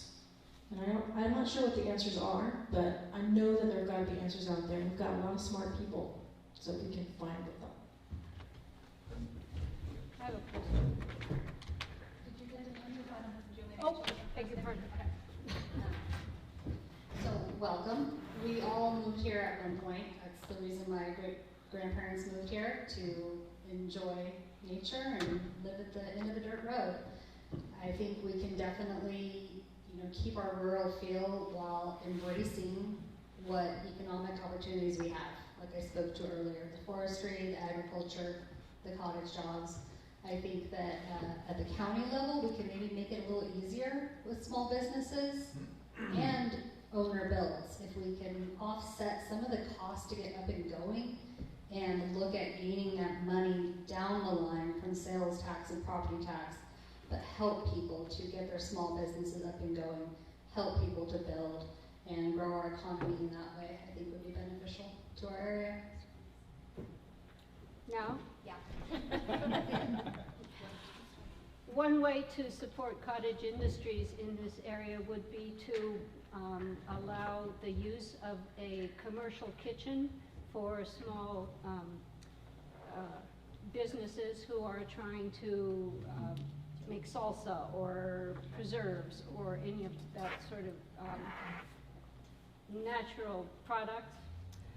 We have been hoping to improve this kitchen in this hall to bring it up to commercial standards. This hall belongs to the county. The Lions, it's in our purview as Lions to support it, keep it running, and so on. And we've been looking into improving the kitchen to allow that kind of use. It would also improve Lions' income because this is where we get our income for continuing to serve the community. So would it be reasonable to expect support from you as our future supervisor to work toward helping us to improve this kitchen, probably taking $16,000 to $20,000 to bring that improvement to fruition? Thank you. Yeah, this is a big issue. This is also happening down in Mountain Ranch, where the Mountain Ranch Youth Alliance building is also a county-owned building that is maintained by a local nonprofit. And so the county needs to make it easier for local nonprofit organizations to be able to do the maintenance and upkeep on these buildings and to secure funding and provide it from the county to these organizations so that we're able to have these opportunities. I know that El Burro operates down in the Mountain Ranch Youth Alliance's building, and they're able to do that right now, but they're going to get shut down because it's not a commercial kitchen. And if they get shut down, we lose a business. We lose a family that's trying to make it go over here and build a small business and create an opportunity in Mountain Ranch. So that's something that I would like to support and would like to see happen at every community center where that's an issue. So I definitely think it's something we can do. The board can support those sorts of opportunities. I know there are discretionary funds that each individual board member has, And Gary Tofanelli put over, I believe he said $10,000 to $20,000 to Quinones Park down in San Andreas. That could happen here with the board as well. And I would support working to upgrade that to a commercial kitchen and doing the same down in Mount Ranch, because the commercial kitchens create business opportunities. It helps us with the value added for local agriculture. I know Always Something Farms makes their hot sauces, and that's something that I would like to do so that anybody who doesn't have access to a commercial kitchen can get access to a commercial kitchen and then sell to consumers up in the area.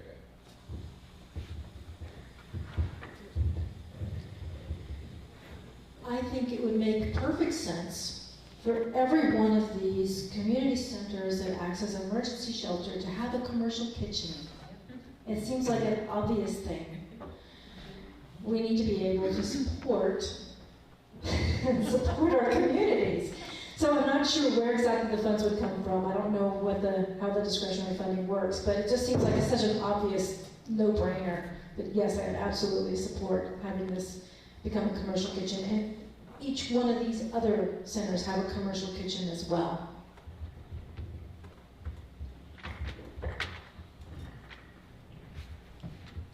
So Donna and Susan, I might need a little help. This is what we're working towards in Railroad Flat, correct? Under the Prop 68 stuff? So, Begins next week, yeah, the contractors got all the equipment already and started. right, so, with the county, the Railroad Flat Community Center went after grant funding, Prop 68, and that's part of the plan. They are re-roofing the gymnasium, new flooring, and commercial kitchen. That's done. So phase Roof's one. done, interior's done, HVAC's done, working on, commercial kitchen starts in June. So this was done by the advocating of community members.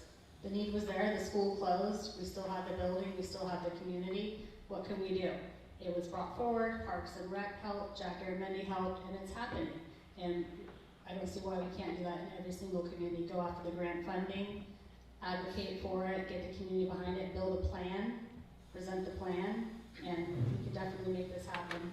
I've had a lot of experience working in the Mountain Ranch Kitchen.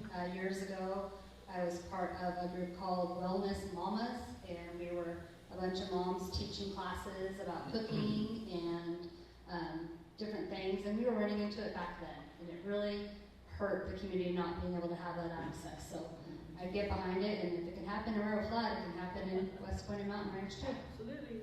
Thank you, Susan. Thank you, Donna. Well, the short version is you bet your biggies. I think we should have a commercial kitchen here. Some of you may or may not know that at one time I was the owner of Harper's Harvest, California State Fair award-winning culinary jams and chutneys. And unfortunately, that company closed, but having a commercial kitchen somewhere close to me would have been just critical and amazing in helping me. And there are different levels of licensure, for different products. Trevor mentioned a salsa that requires a cannery license. So the higher licensing, I'd be willing to talk to you and work with you about which levels of licensing, because someone who has a cottage food license does not need a commercial kitchen. So we would need to maybe look at how many people would be utilizing it to make sure you're getting a good return on your investment. And then I would also, talk to people like Autumn, who are great at raising money for communities to, help fund things like this. Commercial kitchens are awesome. Thanks for the question. I see a hand.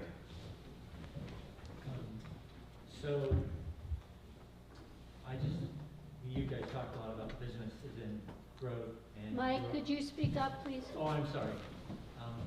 Everybody seems to be in love with keeping the community small, but everything you talked about this evening was no money, no taxes, nothing working because there's not enough money. But you're like, no growth, no growth, no growth. So in your spectrum of your worldview, can we take Railroad Flat and double it? So we have 800 people, and West Point has 1,500 people. Is that small enough still that you could do that? Do you see that? Because when I moved here, there was 200 kids in the school. And then now, just because of COVID, you know, we had all these people. Now there's over 100, but there was like 85 or 90. And so, so because we lost a few businesses, it just devastated the community. And so everybody moves here and they're like, we like it small. So in your worldview, can you grow Calaveras County and find a way to add businesses that actually employ people and people can stop living in poverty?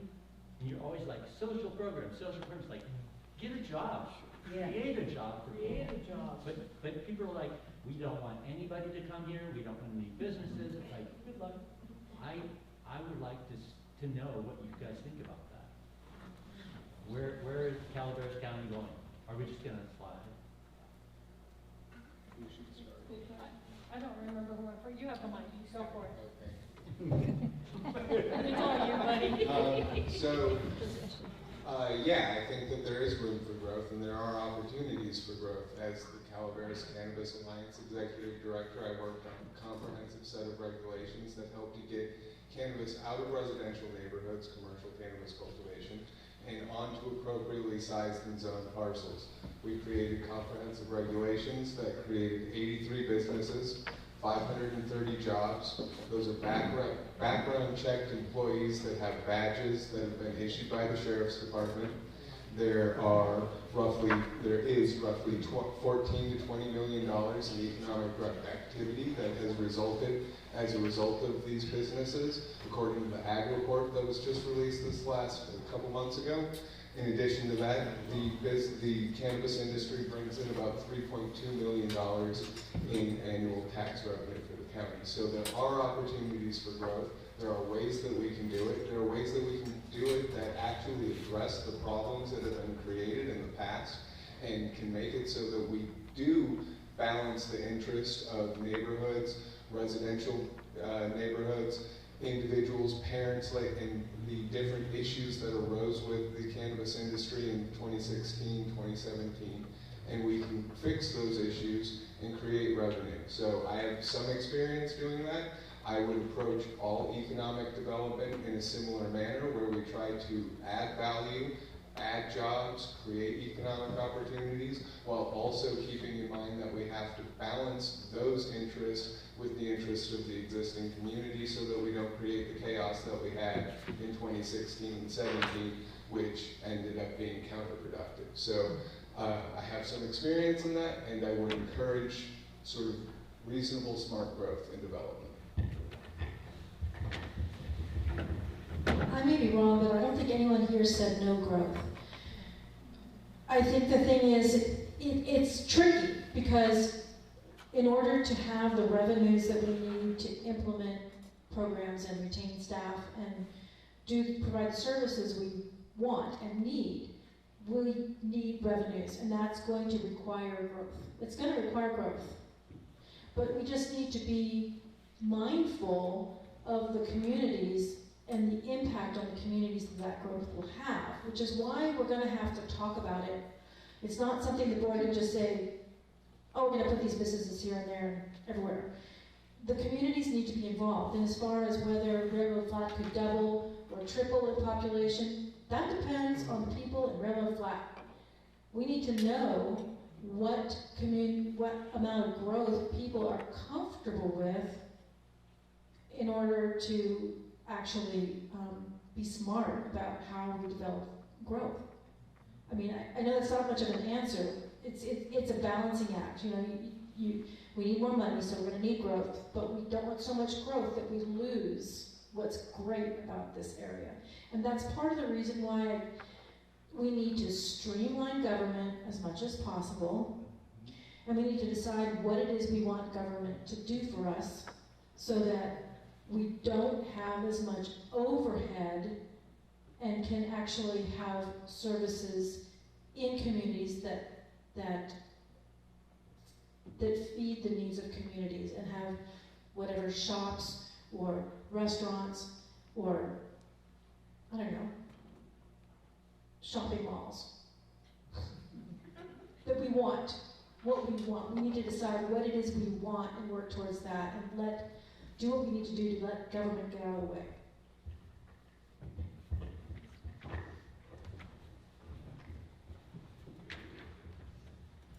Can Railroad Flat double? Yeah, absolutely. I went to Railroad Flat School and I was one of a couple hundred. When it closed, it was down to only 40 kids, and that was part of the reason that enabled them to close it. The population ebbs and flows. I currently work for First Five, and I just attended a play group that we sponsor at the Railroad Flat Community Center, and there's currently 30 kids off and on coming there. That's almost the population of the whole elementary school when it closed. So in that community, the population is growing. Babies, toddlers, they're coming up. I think that, so when I was a kid, I can think off the top of my head at least 10 businesses that were between Railroad Flat and West Point that are no longer here. We had far more restaurants, we had video rentals, the Glencoe store was open, you could get gas in Glencoe, you could go to Hags. There was far more businesses. So can they come back? Yeah, absolutely. And will we support them? I think we will.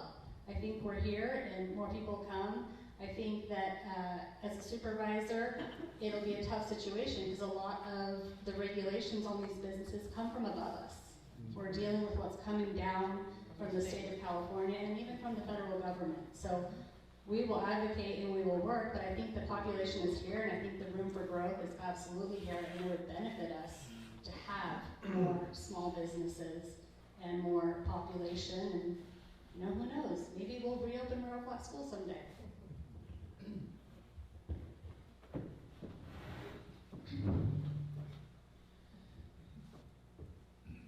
Some of the benefit of talking to people who've lived here a very long time is that I learned things like we lost an industry when we lost the logging. And I talked to a man who's approximately my age who's actually moved out of the state, whose family has been here for generations. And when he was in kindergarten, first grade, second grade, third grade, he had a choice of different teachers, different classrooms. There were multiple classes. And then by the time he was in fourth and fifth grade, they were putting third, fourth, and fifth graders together in the same classes because the logging industry died. So we lost an industry. I don't necessarily think we have that many fewer people in this particular area. We don't seem to have a shortage of housing. My husband and I, we've noticed or heard that our population has gone up by 20%, and we're like, where are they all living? And I think that we'd all love to draw businesses here. The question is how. What do we have to offer a business? When we say, please come to our town and set up your business, we get things like Dollar General. And we have a very different set of personalities, a very big split in mentality here, which is bring the Dollar General, and there are other people who are like, get that thing out of here. So we're very torn, a very torn community, this one in particular. So when I say we lost an industry, Calaveras County is the top 3 producer of cannabis in the world. One of the top 3. So when Trevor's talking about using what we're having in place, over half of those grows are in District 2. It's something worth discussing as a tourist. There are other tourism opportunities. Vicky's putting in a park and she wants to expand adventure tourism opportunities. They've started a park and rec commission and looking at other adventure opportunities. So I think tourism is our thing, one way or another. Sir. Like to add on to your answer, tourism is our thing, and we're characterizing West Point as the road to nowhere. I think we're overlooking one of the biggest benefits we have. Every weekend, I endure bullet bikes, road hogs, Yep. Classic cars. I endure the Ferraris going by, the Lambos going by. We've got a great road for that type of entertainment from West Point to McCulmy Hill, back down to the other side, back down to Jackson. Is there some way we can take advantage of that? We already got to endure it, so let's have some half marathons. It's 13 miles, I think, from West Point to McCulmy Hill. Let's take advantage of that 13 miles of curves that road enthusiasts just love. I hear you. I got dinged, so actually, one of the business models for cannabis tourism is we have dispensaries in San Andreas. Put a bunch of people on a bus, let them go tour a few farms. No one in, not Ferraris and motorcycles, but in a bus and tour some farms. No one imbibes. They put them back on the bus. They take them back to the dispensary, and they make their purchases and they leave, which they were going to do anyway. This doesn't increase traffic, doesn't increase danger, doesn't have stone people on the roads, and we make tourism dollars off of it because some of those dispensaries are now in District 2. As for racing, I think we probably have to talk to maybe, is it the Nobles that still own the racetrack up there, and maybe we could get another type of race out there. Camp Lodestar, there we go.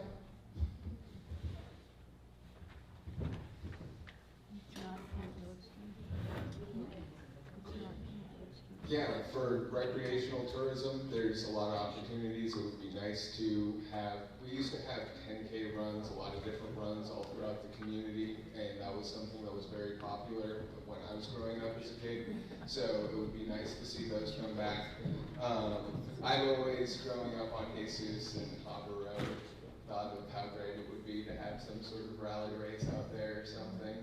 I know the logistics and the regulations there will be tricky, and getting the event permit will be tricky, but it's something, somebody's got a business model for that, I would definitely encourage it. I know the Shads are trying to do work out at their property to have more motocross, more recreational tourism out there, so it's something that I think we should lean into and encourage, and I like your idea. Well, I'm not sure how you get people to stop driving down that fabulous road. As far as making money off those particular people, you're probably only going to make money on either end, breakfast before shopping, because the experience of driving is what they're after. But it's possible that we could sponsor some events, or, I don't know.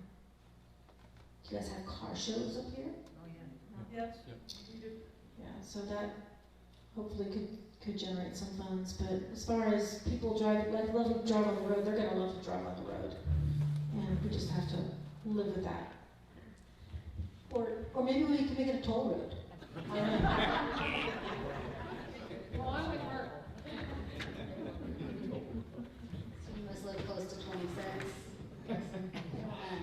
I worked at Hotel J many years ago, and we did a lot of marketing to those things. We would reach out to like biker clubs, Ferrari clubs, bicycling clubs, and when they were doing their tours, we would set up like lunch packages and kind of make it like a lunch stop destination. If we heard they were going to be doing something, we would go to them and send them menus and get them to make us their lunch stop. So that was, one way to benefit it, and just having more businesses along these roads, like I spoke to earlier. You used to be able to get gas in Glencoe. I think you used to be able to get gas in Wilseyville years ago. This general store was there. Having these businesses along the route and marketing on the signage and trying to get people to stop in is how we would capture that and get them, to stop and spend their money. Donna. I just wanted to remind you, about 20 years ago, we had a cycling club up here called Tour de Frog. Oh, yeah. Remember that? Tour de Frog, we had about 3 different categories, a 26-miler, and a 10-miler, and a 5-miler, and we all had lunch at Mountain Ranch. There was over 100 people there. Yeah, so we had Tour de Frog, but that was only one thing that we had. I just love the name. We also had roller skating in Glencoe. And, At the Legion? at the Legion. I roller skated on that floor. Remember, we had roller skating there, though this could be a roller skating place, I think before, I don't know. But anyway, we could have roller skating, and I brought inline skates over there to the Railroad Flat Center. We had 3 people skating one day while we were open. So we could do small things like that. See, that's guys have the ideas. Yeah, and we just need to be able to hear what they are. Well, we've got it, we just need to have our economic development committee meeting. There you go. So Is you that got- asked and answered? Because I'll take the next question if we're good. Susan has a question. I see that. Susan? I would like to point out the fact that there is no place up here for people to stay. Yeah. There's no hotel, there's no motel. There's no place, there are a few places, if you know where to look for them.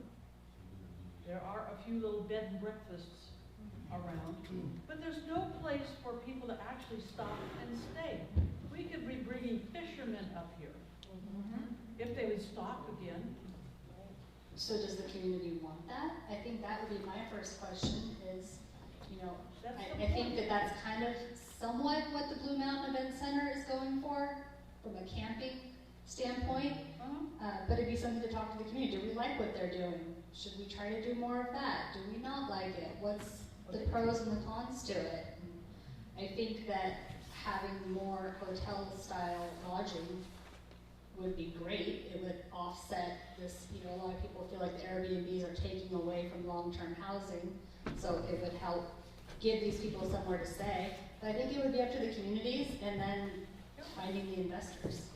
But there's a lot of things that could be done in the way of activities. They talked about the post-crest trail, and setting up a horse place out by, Woodstar on their property, that's plenty of property, and having an out point somewhere for the horses. More and more people would use the Coast to Crest Trail. And they need to complete this area because it hasn't been completed along here. We all like that idea. Yeah. I agree.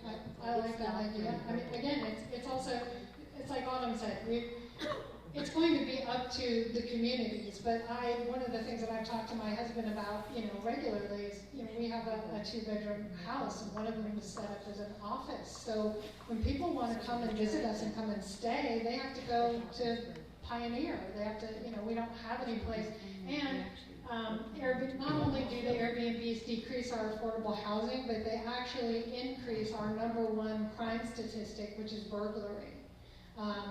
Interestingly enough, the #1 crime statistic in Calaveras County is burglary, and they're after the vacation homes and they're after the Airbnbs. But you know, I would definitely support some place for people to come and stay. You know, if we're looking at building an economy, I think that would be a critical portion of that infrastructure, is some place for them to stay, to enjoy these other wonderful things that we're going to, you know, the Tour de Frog. I love that. It doesn't have to be a motel, it doesn't have to be a hotel. I just came back from Utah where they're using tiny houses and lining them up as a motel. Yeah, in Hawaii, they use containers. Shipping containers. I wish I never did those, but. But then you've got to go to the county and try to get that, then you're Right. not going to be able to put those on your property. Well, that's where we need our supervisors to help support and, you know, diminish the hurdles that they set in front of small business owners. And even when we're trying to get a park going, the amount of fees that we're going to be assessed for our private park is somewhere in $20,000 just in fees. Now, if the county would help us get a private park, it would help bring tourists, help increase the quality of life. Nobody has any problems with the park. Everybody likes parks. It brings the community together. But we're getting stuck with that $20,000 fees. So the county could help. I agree. I think the county can do a lot to help, and I think that it also requires that kind of comprehensive approach where we have to have the activities, we have to have the draws to bring people out here, we have to have the facilities to serve people as they come in. We need to have the hotels, be it, you know, we need to be creative. We're not going to get a Marriott built up here. That's not going to happen. It's probably not going to happen. Who needs it? Exactly. Exactly. And so I think that there are ways that we can fit housing, hotels, Airbnbs to the needs of the community and to fit the aesthetics of the community. And If so, we could get some cooperation from our board of supervisors to reduce the fees and the hurdles. I agree. No, it's come up in every different community forum that we've had. The fees, the roadblocks that people have when they try to do community organization and type events like the park that you're trying to do, the different things that have happened in terms of just roadblocks generally to building houses and things of this nature. So Or a grocery store. yeah, no, we're food deserts, and we need to be able to, we produce food, we need to be able to create opportunities and outlets for the food that we produce to stay here so that we have a sustainable, resilient food system here, not reliant on a supply chain that is unreliable, as we all saw in the last few years. The supply chain's not reliable, that's why we need to get USDA slaughter here. That's why we need to create more opportunities for farmers to be able to get their produce to the community. And in terms of hotels and accommodations and facilities, we need to get out ahead of that, build that infrastructure, and make that available if we want a recreational tourism industry in this area. That means increasing childcare. You have a ton of ideas, and it is great. And this is where the ideas have to come from. The Board of Supervisors isn't going to say, you're going to put a bookstore on this corner, you're going to put a hotel over here. The Board of Supervisors can do things to help make sure that permitting processes are streamlined and that departments talk to each other. So when you have an idea and you go talk to someone, you find out what all the costs, what all the hoops are, and what order you have to do them in, so that you're not back and forth constantly. There are things that are handed down from the state that we have to deal with, and there are fees associated with doing these things, either because they're state mandated or because they cover the cost of the county handling those permits. But, like I said before, we need to decide what it is we want government to do, and then let government get the heck out of the way, so that you can do the projects that you want to do in your communities. It's just as simple as that. And we also need to make sure, like I said before, that the Board of Supervisors stays out of the way so that the department heads can let their staff do the work that they're supposed to do based on the ordinance that we have in place. We could do this all night. And I'm game, but wiser heads are reminding me that we have lives and that we might want to wrap this up. So I hope we're not cutting off anybody. I think there'll be a few minutes after the closing remarks if you want to buttonhole your favorite candidate and check something out, you can go ahead and do that. But we'd like to move on now to everyone's closing statements. I offered you a few ideas from the community about what they might also want to hear, but we're going to allow 3 minutes apiece for your closing statements. And why don't we go in reverse order, start with Michelle. Well, we've discussed a lot of things today, and it's been really exciting, and I could go off on a ton of tangents, but I'm going to stick to my script. Thank you for your time and attention this evening. The issues that Calaveras County faces will require strategic planning, community involvement, and sustainable revenues. This is not what the current board offers. The Board of Supervisors adopted a strategic plan entitled Calaveras County Strategic Plan 2022 to 2025. That's a 3-year period. That's not a strategic plan. That's a plan to get to the next election. A strategic plan may have some shorter-term goals, but if reportable progress can be made on every item within a year of publication, you're not thinking big enough. The board needs to be looking 20 or more years into the future. Board of Supervisor meetings are open to the public, both in person and by Zoom. However, there are restrictions that limit the public's involvement. Constituents must attend the meeting in person to address the board during general public comment or to request removal of an item from the consent agenda. Constituents attending by Zoom may only comment on regular agenda items or items that are pulled from the consent agenda by someone physically in attendance. These rules create barriers to public participation in board meetings. Phone numbers and email addresses for the supervisors are available on the county website. However, there are no posted office hours or community outreach events included. This is an oversight that could be easily remedied. Supervisors need to be available to the public, and the public needs to know when and where they can be reached. One-time funding is useful for infrastructure projects. However, current revenue streams are necessary to maintain and operate infrastructure, as well as provide services. We can't expect the state or federal government to bail us out. We need to bring tax-paying business into the county. Creating business opportunities while maintaining the unique character of our communities is the challenge, and requires open and ongoing dialogue among and between communities and county government, including the supervisors.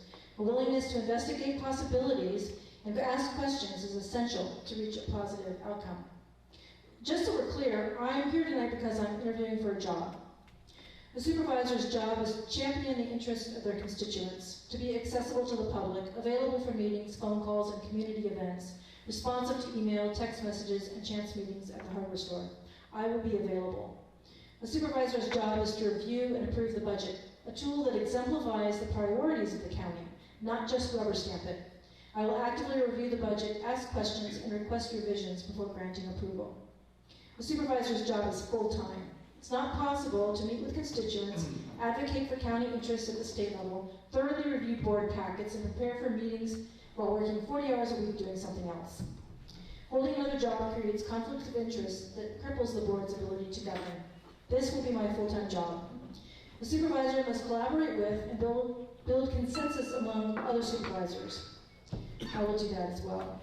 I'm Michelle Turner, I'm running for District 2 Supervisor, and I humbly ask for your vote.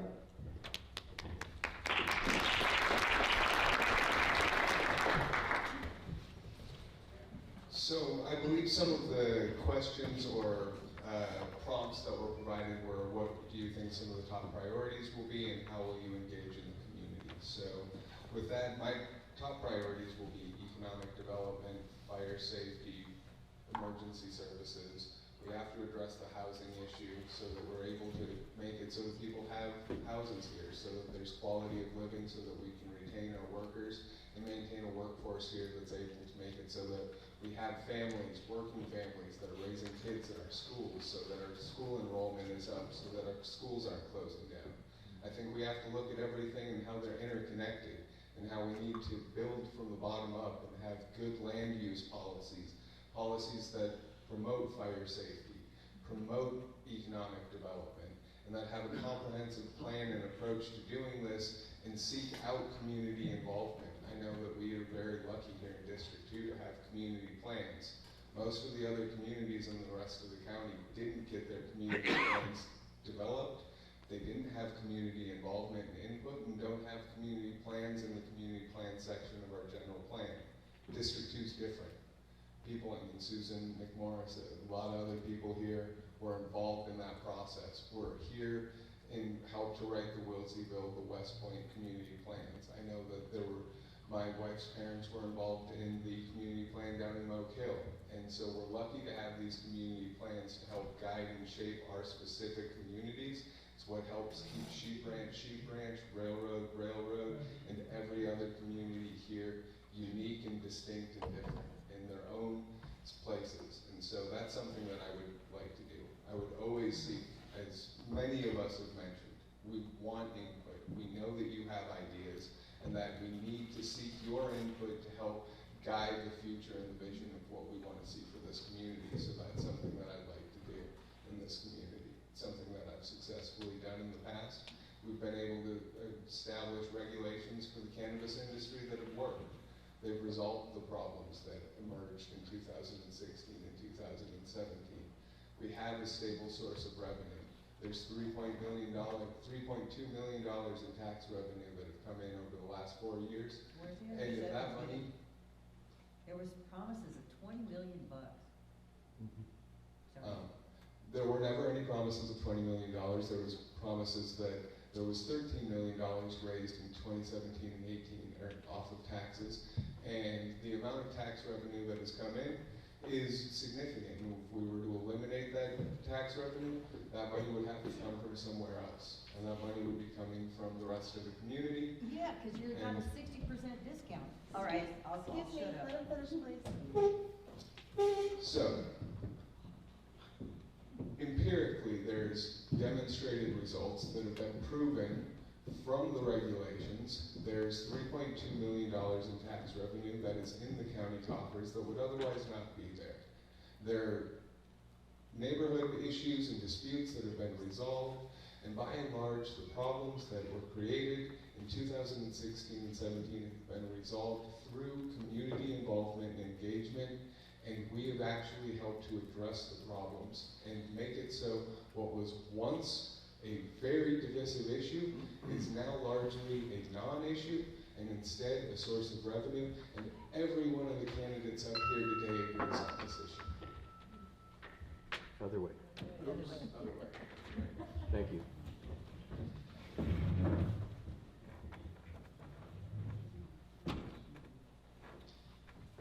Cheryl McEwen Harper, Wilseyville resident. I'm self-employed, my time is my own. I will not be giving up my clients, however, I will not be increasing my business if I were to be elected to this position. And I started out as an activist, boots on the ground with a bullhorn, so transitioning to a candidate has been an interesting process. I have a boots on the ground approach. So, after Butte Fire, I got connected with my community through our local social media pages because we don't live close enough to walk up and say, hi, can I borrow a thing of sugar? There's dogs and gates and, cameras grows, and we're just sometimes not sure whether we should approach someplace. So I got involved providing information to my community in order to help them make good decisions about their own safety.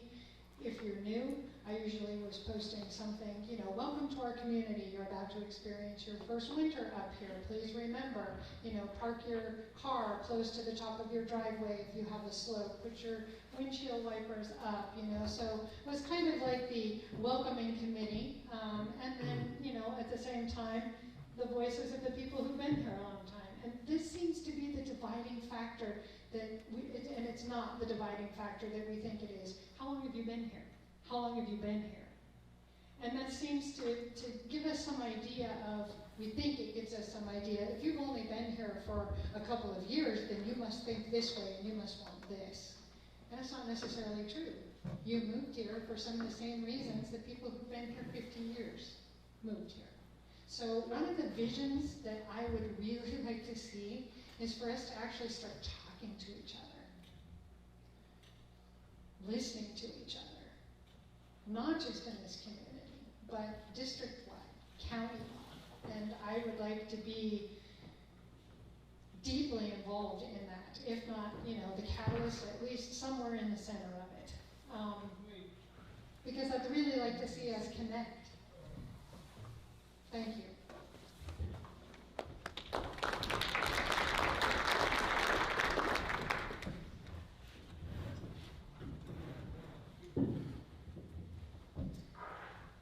If you choose to elect me as your supervisor, I will continue the work I do and continue being present in D2 daily.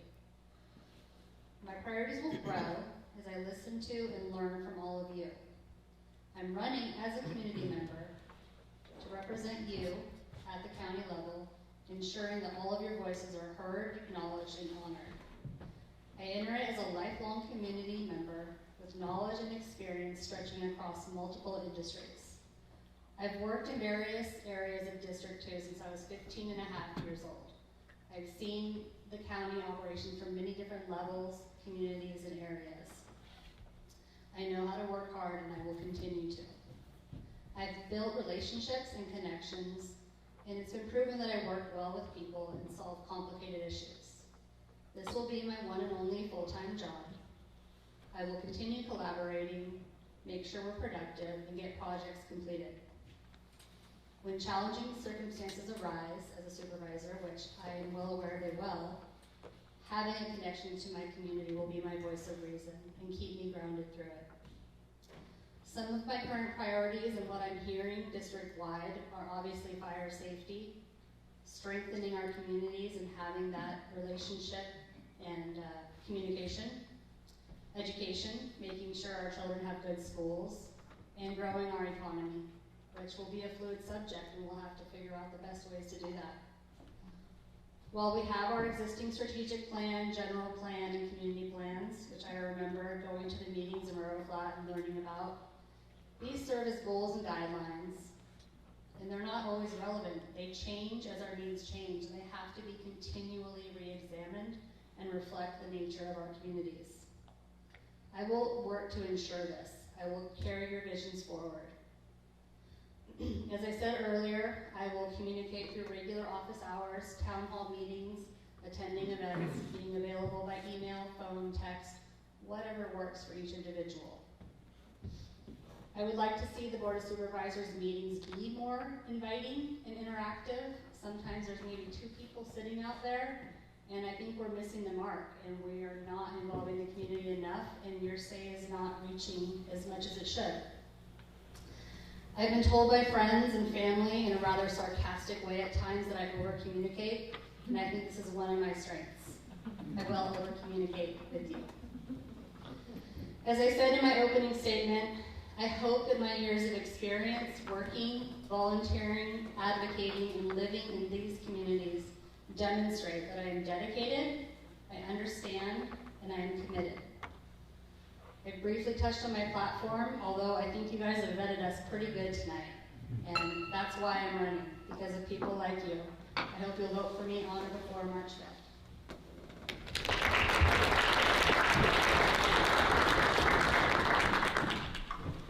Thank you so much. I think we have a wonderful slate of candidates here. It's too bad we can't bring them all to the fore to work for us together, because I'm impressed by everyone. And thank you all for hanging in here. I'm sorry it's chilly, and maybe we can work on a new system too. I do have a couple of commercials before you all leave. Don't forget that in about 3 weeks from now, we have the biggest Lumberjack Day fundraiser of the year, which is the crab feed. I happen to be able to take orders for tickets tonight in case anyone wants to see me. In fact, I've already sold a couple. So $65, all you can eat crab, is on March 2nd here at this hall. And we spoke a couple times about the park. Park is ongoing and continually in need of funds. So we are having a great celebration in August. The second Saturday in August, August 10th, we'll be having a community party fiesta in downtown West Point. The street will be closed off. We'll be serving a wonderful dinner, having activities for children, for adults. We're going to have a golf ball race. You have to be there to know what that's all about. It's going to be a lot of fun. So just keep those in mind and on your calendar. Pardon me? What? Blood drive. Oh, and April 19th, here again in this hall, we have scheduled a blood drive. Vitalent will be coming, and just as they did last year, we'll have the blood drive here. And Judy has something to say about the, she is our Alliance Treasurer Secretary, and so has a word for us too. Okay, I just wanted to say, this is the West Point Community Hall.